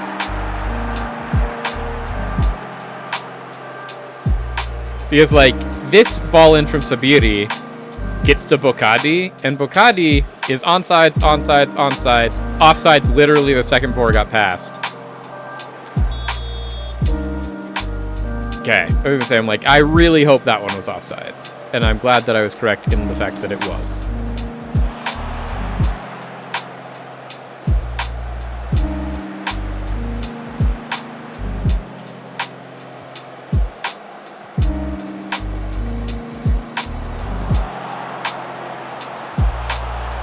Nice Pasador. Way to get that. I don't like how much pressure we're under to begin in the first 5 minutes from this Reggiana side.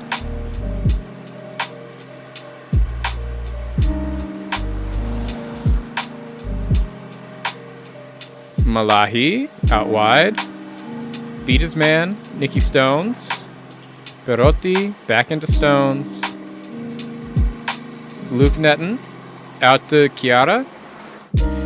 We'll take a corner there. That was probably going to be a good ball in from Chiara, but just unfortunately got deflected out before he could do anything about it. Send it short. Netton not able to win it. Fode Fofana back into Nicky Stones. Fode Fofana top of the box.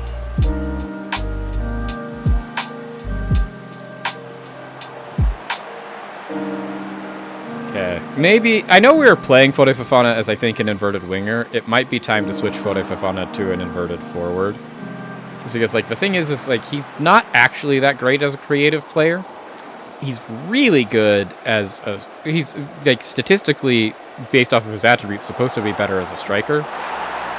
What was that?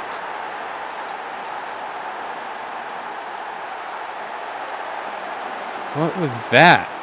Malahi and Perotti are doing good. Like, the pressure here was fine. He gets beat. The ball gets put in. Oh, it's because Chiara was picking him up, not Bustan. Bustan's also not great at heading. He just doesn't have the bravery. And then Chiara... Honestly, 12 jumping reach, 6 heading, 12 bravery. Chiara's not bad. Okay, well, we just need to focus up, demand more. Chiara puts it back towards Malahi. Perotti puts it back into the mixer. Fode Fofana. Oh, denied by the post.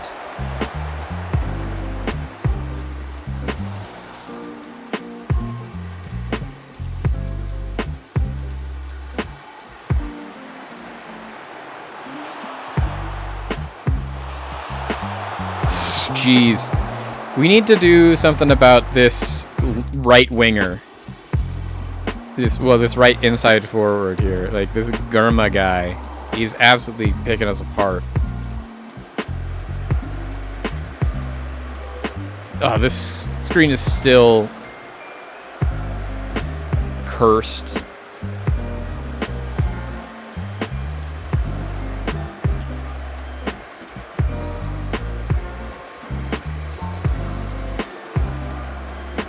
Vitven, Netton.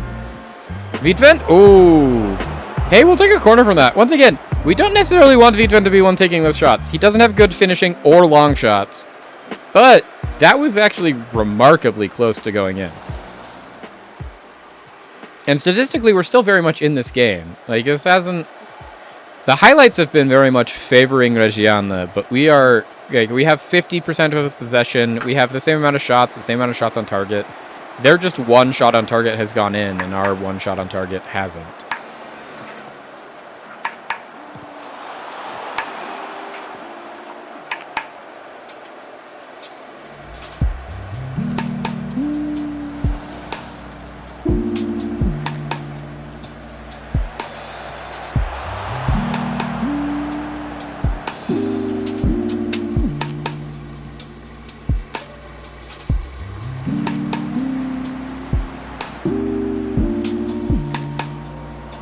Okay, Perotti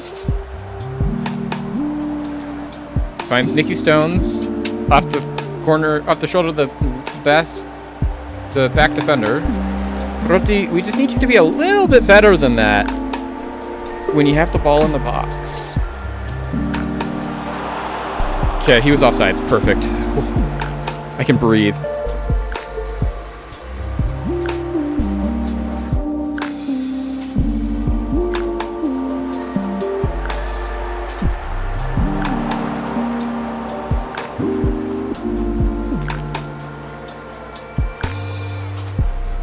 Okay.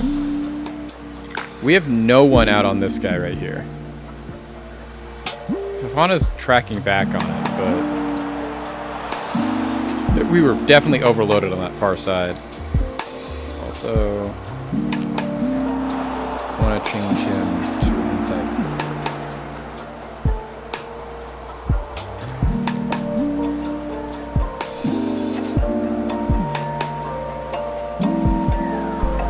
Like, if we look at Fofana, his finishing is better than his passing in his pressing. So, try and get him in a position where he can try and at least score more goals, since he'll be just taking more shots.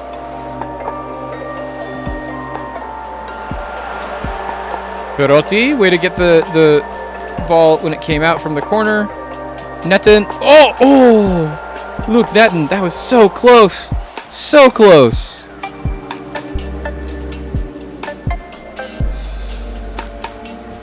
Oh, Mili Vitvin, what was that defensive opportunity? Like, I have not seen you play defense that, like, earnestly before. That was impressive. Like, not in a bad way. Like, that was great. Pecorino immediately falls apart there.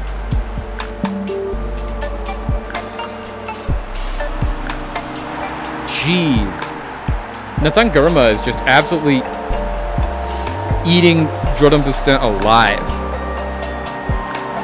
This is not good. This is not a good look for the home team here. We're not the home team. It's a great look for the home team. It's not a good look for our heroes. Let's put it that way. We are the away team. This guy has gotten absolutely unmarked shots on goal too many times.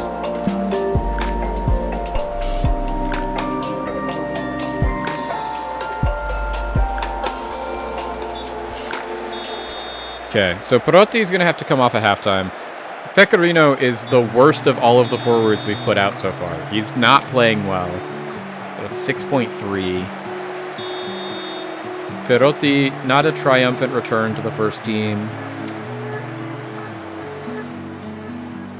I agree. Our entire team has all... This is the same team that's just been absolutely electric to watch every single game.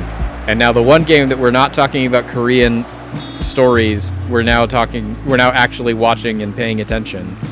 They're laying an absolute egg. Nicky Stones, way to get there. Pecorino.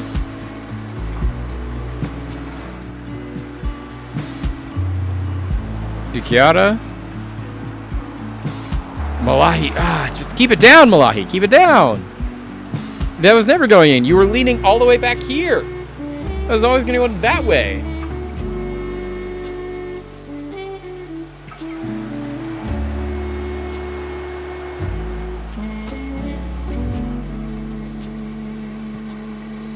Okay. Nice, Pino. Malahi. Pecorino in behind the defense. He took that shot, which maybe wasn't the best shot, but he took it. Midven took an even worse shot, so we immediately have something to forgive Pecorino on. Of like, hey, at least you didn't take that shot. Midven's shot at least went out for a corner, so it was still our possession. But like, we are not getting any shots on target. We have the same number of shots as our opponent. So all of their shots are on target, and our shots are bouncing off of their defenders and not going on target.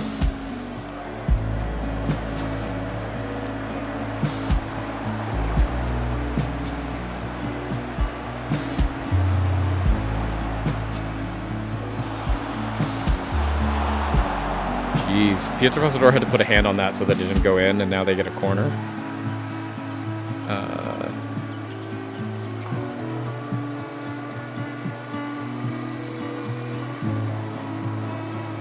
Yeah.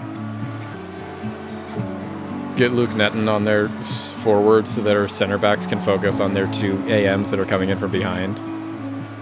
Wow, I don't know how Nicky Stones actually received that pass. That looked like it went through the defender to get to Nicky Stones. Oh, that was actually a very good shot from Gianluca Di Chiara.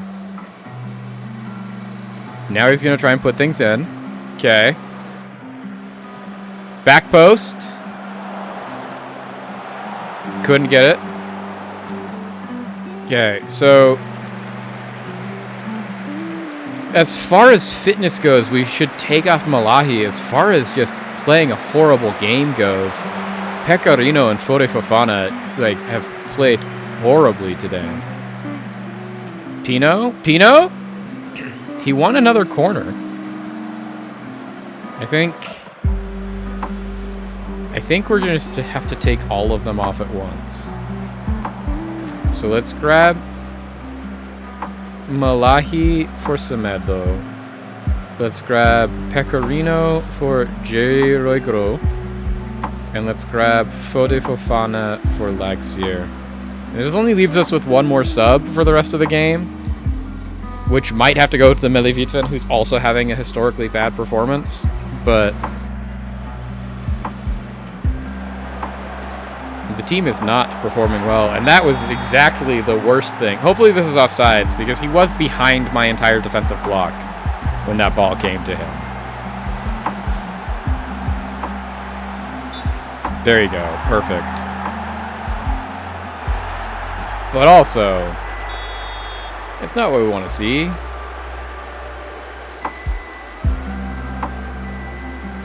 Statistics are indicating the opposition are control the match. We have the same amount of possession as the opposition. The only difference that makes it so they're the ones in control and we are not the ones in control is all of their shots are on target and none of our shots are on target. We have the same number of shots, we have the same amount of possession. All of our shots just aren't going on target, and that's why we are losing this. Semedo in dangerous positions.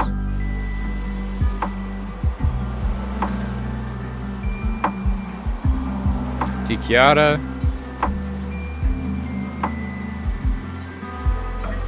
Di Chiara. Lexi. Oh, ref!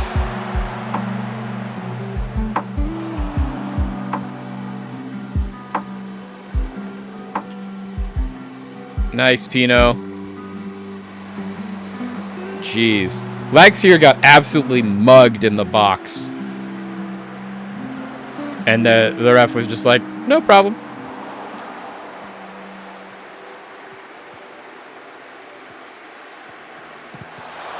Boston, nice. J. Roigro, he's not going to get there, but hopefully he can get some sort of press going.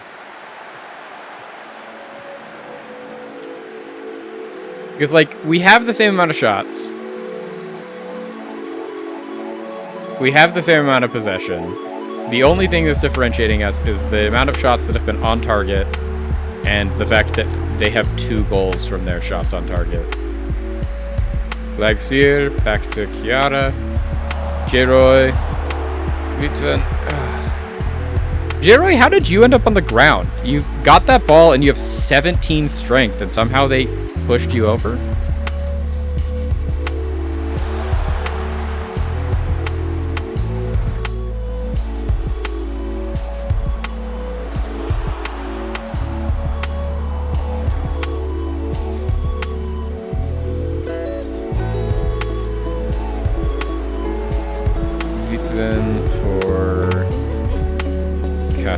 Lysani is apparently injured.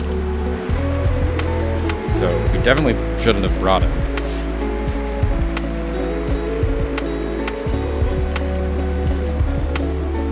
Okay. Can we please? Okay, Nicky Stones won that ball, but we couldn't get someone on the second ball.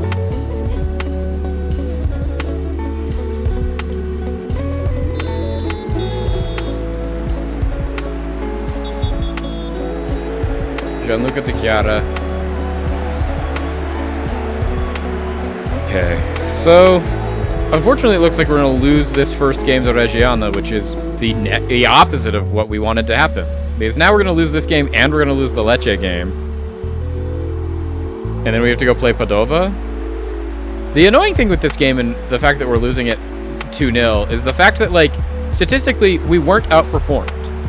We performed as well as our opponent. We had the same number of shots, we had the same amount of possession. The only difference is that our opponent scored and had more shots on target. 7-3. Like, we were statistically as good as our team that we played against. They were just luckier.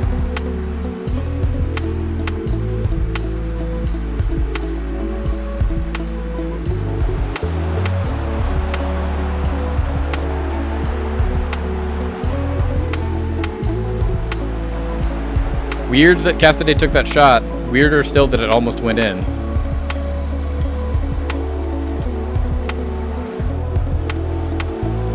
It was still only our 4th shot on target out of our 15 shots.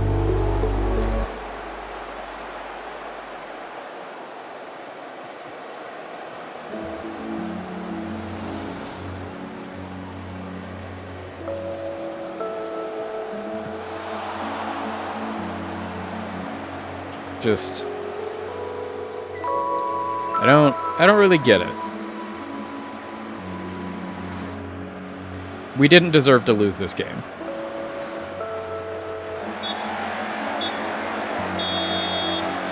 We did not deserve to lose this game, and I'm gonna die on that hill. Like, this is so frustrating, since, like, the tactic is working. It didn't get any goals this time, but it's like, all of the things that we're trying to track of, like, why we wanted to do this and why we're trying to do this is, we are even on possession. Great. We had the same amount of shots. Like, they were defensively better because they blocked all of our shots. Because, like, these shots weren't on target because we weren't shooting at the goal. They were on target because they weren't on target because we were shooting the goal, and then someone would get in the way and deflect it, and it would go out for a corner. That's why we had 8 corners to their 5, is because they were just better defensively. And then got lucky that their 2 goals went in, because just, like, for some reason, Jordan Bustin could not get in front of Gurman.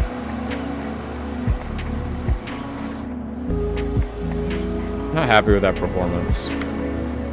But Oti, I also know you're coming back from injury, but also you had a really bad game.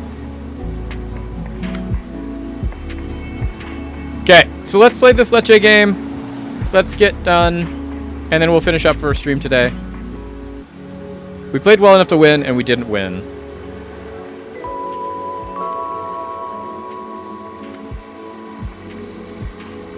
The only hope that we can have is that Padova also lost, so we can hold on to our spot, but I think inevitably that pulls us off the top spot.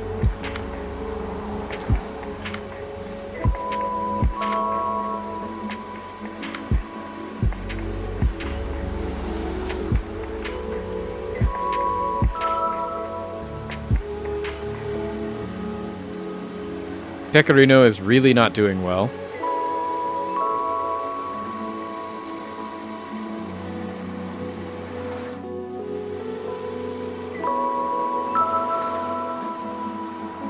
That was the other thing that we learned from that game, is that Pecorino was horrendous. Okay, so we're not going to put J-Roy in just because J-Roy is going to be starting our game against Padova. This is the game that we're going to be playing our second 11 in, because we just need to rotate teams so that we can be able to have everyone fit again for our match against Padova.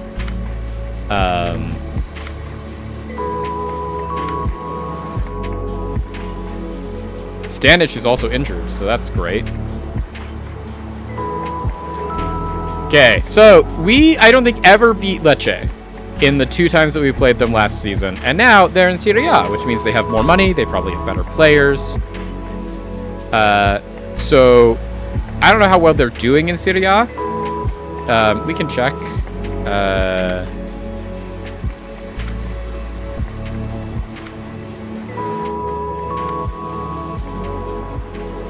Lecce are currently 15th in Serie A, so like they're not doing great in Serie A, but they aren't bottom of Serie A.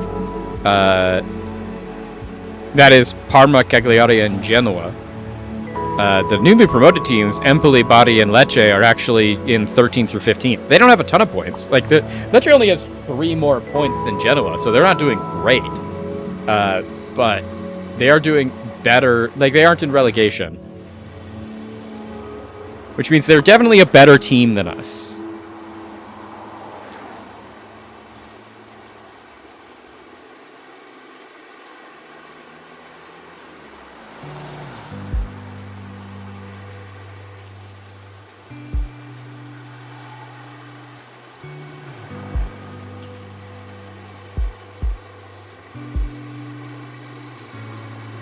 Expectation. We are expected to lose, and we are expected to lose. So it's a good thing that we're going to play a rotated side, because no one expects us to win. Let's go. Okay, Pasador, Tahoe, Stanich, Riggio, Kosier, you're already in. Perfect. Pino, Netin for Vukoji, Chiara for Jose Grillo. Or is Mero actually better than Grillo? Mero's better, so let's play Mero. Vitven for... Lysani's injured, so Vitven can stay. Cassidy, Semedo, Lagsier, and then J-Roy for... Dada Fofana. There we go. And then, looking at that, we've got Pasador. We've got Jordan Bustin. We need to find another center back that can play.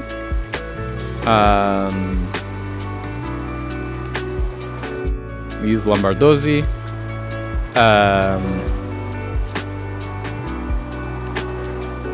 Wingbacks, we've got Grelot. We've got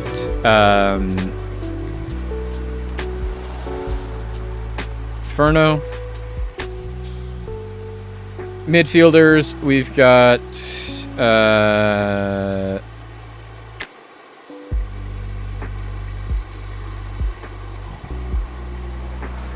Luke Netin, there we go, and Nicky Stones.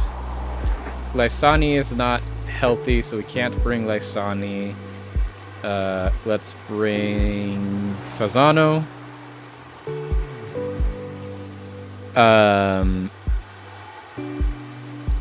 Mohamed Malahi for our right wing. Fode Fofana for our left wing. J-Roy. Pecorino. Giuseppe.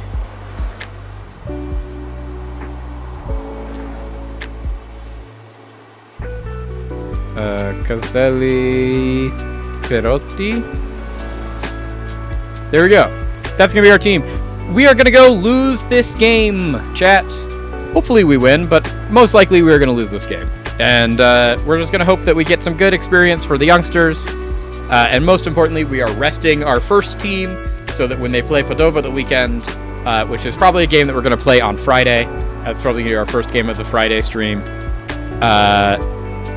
We can get that win and we can hold on to our first place spot in Serie B for as long as possible. Padova are right behind us in second position.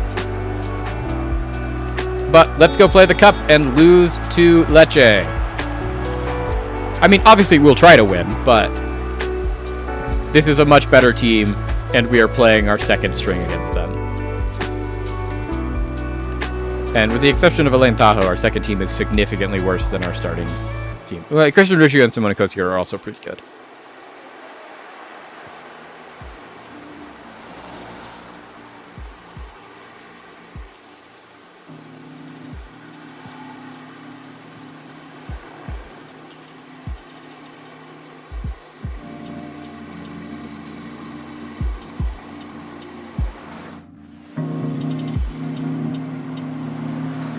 The fact is that, like, we are not maintaining possession against the Serie A opposition, which is the whole point of our tactic, so not great. And that was really the only first shot, so, like, hey, we'll take it. However, it's also been 8 minutes. Maybe we can get better possession numbers as it goes on, but the fact that we're at 21% possession against this team is not a great look.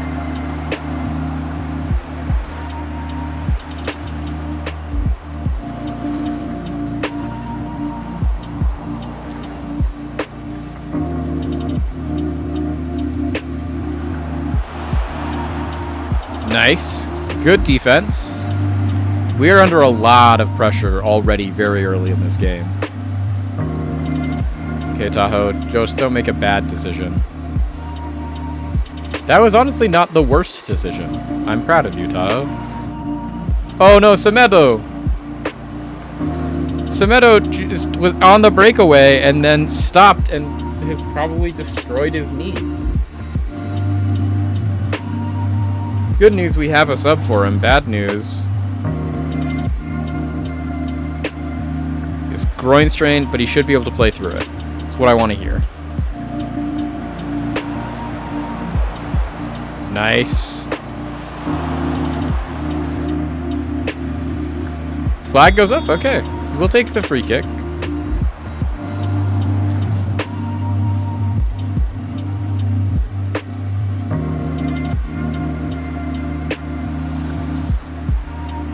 Dowda Fofana, Laxier, Mero. Vitven, back to Vukioj, Pino, Vukioj, Vitven. Pino, oh, Vitven on the break! Pino, hey, that's our first shot, chat! We've now taken one, and we got a corner off of it, so...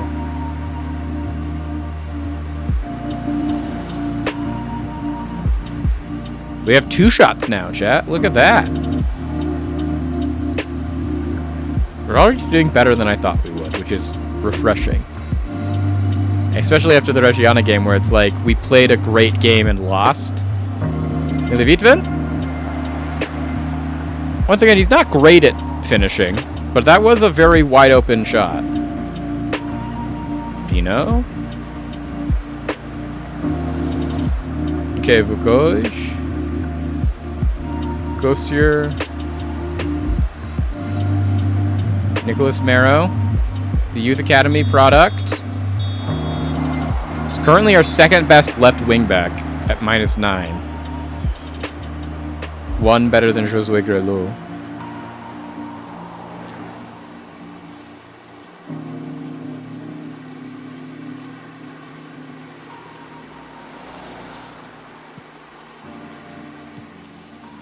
Okay, Laxier, back to Vukioj, Vitven, Fofana, Pino,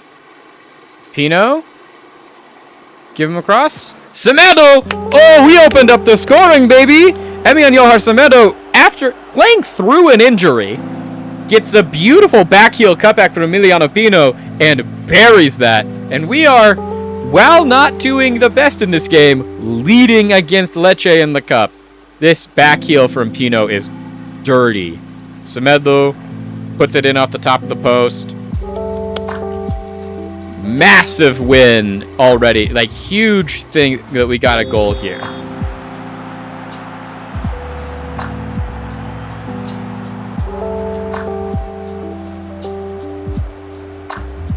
Pino. Vitven. Back to Pino.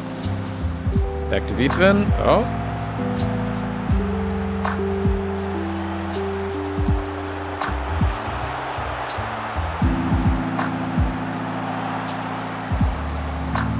Wow, what was that, Mero?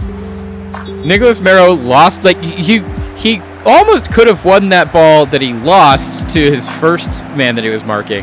And when he passed it to the next guy, he was like, oh, instead of making the easy block on this pass, I'm just gonna go run and kick that guy in the back of the calf. But, like, looking at it, the tactic's working. The tactic's working. We have 50% possession. We have the same amount of shots as our opponent. We have roughly the same amount of shots on target. Like, this is our backups, chat. They're doing great. I'm so proud of them. That was a horrible pass, Pino. Why are you doing bad things when I'm complimenting you? Because, like, our backups are doing so good, chat. I'm so proud. The vision, we've seen it, and it's coming to pass. We got a minute left in the first half, and we're going into halftime with a lead, chat. This is against a Lecce team that even when they were in Serie B last year with us, we never beat them.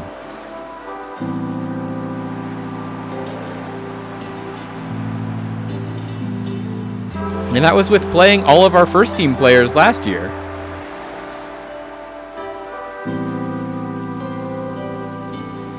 Okay, Tahoe. Honestly, if you just want to sit on this for the next 10 seconds, I'm fine with that too.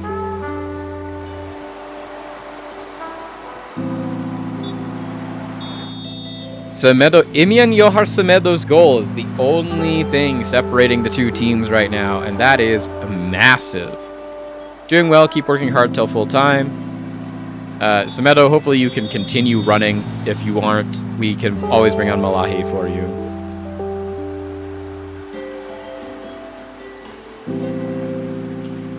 But but like I was expecting us to beat Reggiana, and I was expecting us, even if we played the starters, to potentially lose to Lecce. And the fact that we lost to Reggiana playing the starters, and now we've put out the second string and are beating Serie A Lecce. Oh, Emi and Johar Semedo re-aggravated his injury. I think Stulic did injure him there. I don't think there's any maybe about it. Like, he has been injured.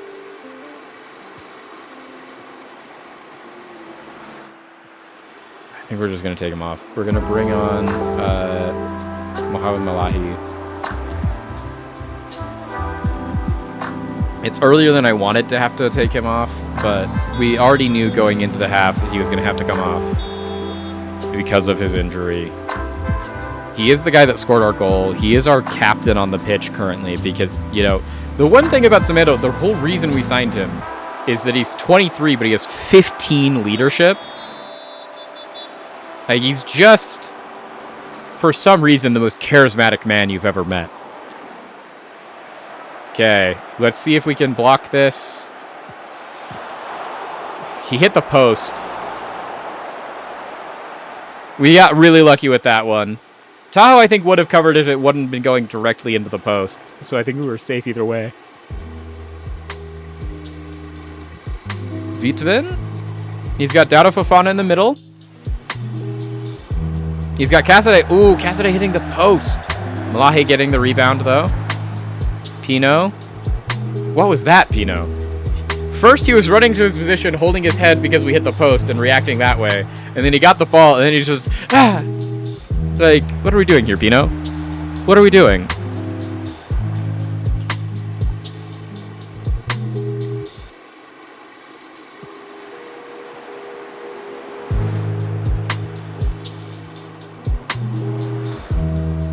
Okay.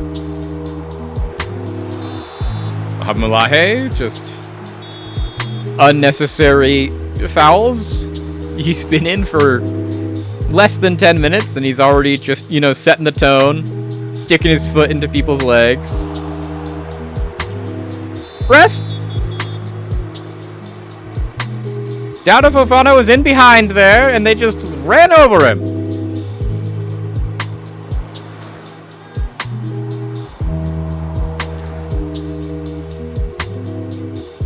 Quite a few of our players are not used to pressing as aggressively or against him. It's because most of the players that are on the pitch right now aren't used to playing because they have not started a game all year because this is our second 11. Casadei, Mero, Vukio there, not a bad shot. That was some good play. That was almost a second goal, chat. Lagsier is flagging. Nicholas Mero is not playing well. Pino is tired. We're gonna make our next level of substitutions here. We'll bring off Pino. We'll bring on Perotti. We'll bring off Casadei for Nicolo Pietra. Nicholas Mero is having a bad game.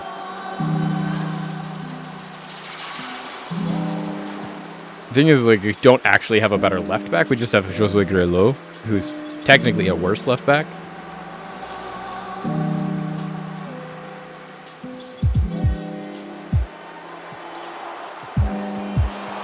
Oh, massive save from Elaine Tahoe there. The Albanian keeper just getting big and just batting that out.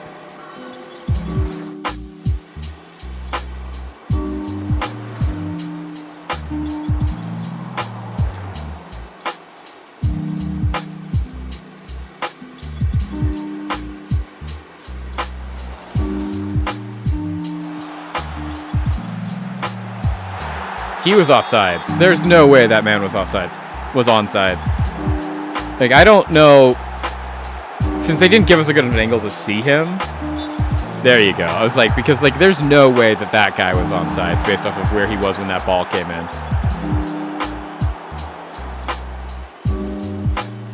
Yeah, he's way behind Riggio there.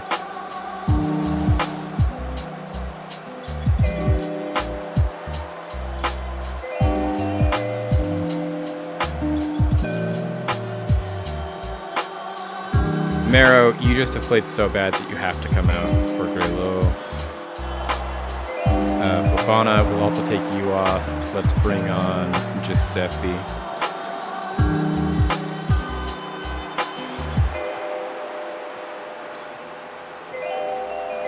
Vukovic getting back.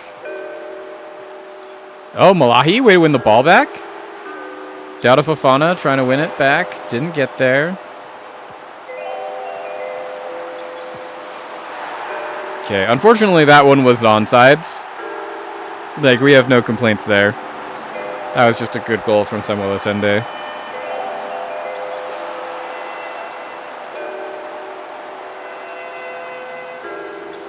Just Christian Reggio couldn't keep up with him, couldn't get there.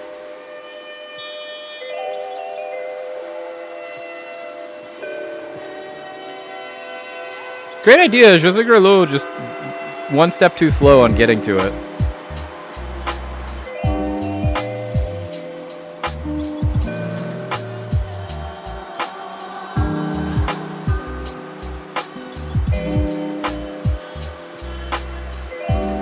Nice, Malahi. Malahi has been all over the place since he came on. I'm loving this energy we're getting from Malahi today. Nicky Stones. Grelo back to Nicky Stones. Vukovic barely misses the target, so close. The youngster there doing great right until the finish. Okay, the good news about this is if we get to 90 minutes, because it's a cup match, we will still continue to play. The other good news is we brought on our best penalty taker in case we go all the way to penalties. Nicky Stones in behind. Nicky Stones! Nicky Stones to win it for us in the 86th minute! Nicola Pietra! He's too good for us! He's too good to us! He's so good! But Mohamed Malahi, once again, involved in the play as he has been ever since he came on. Nicky Stones gets in behind the defense, puts it onto his favored right foot, and just slots it in the far left corner to put us ahead in the 87th minute. Pro Vercelli 2, US Lecce 1 in the Coppa d'Italia. Okay, we are wasting time.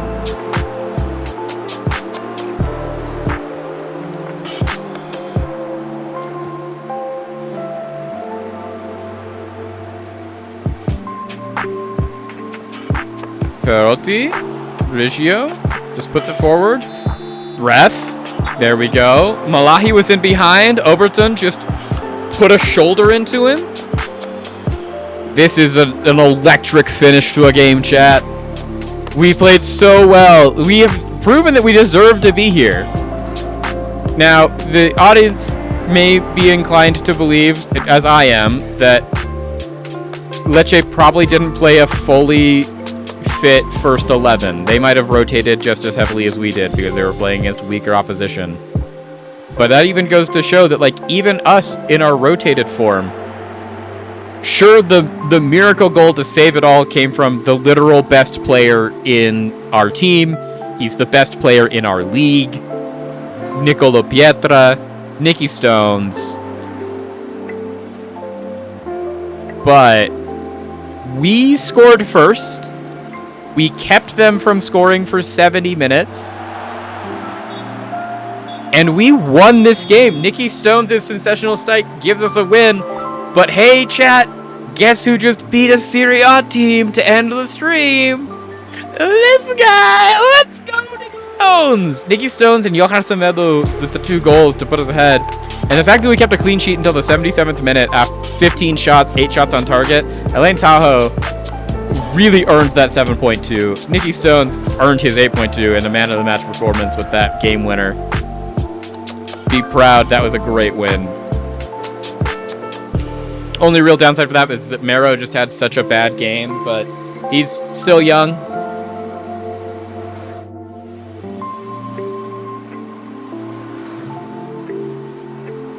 Okay. Semedo strained his groin. He's out for 2 weeks. But that's going to be it for us today, chat.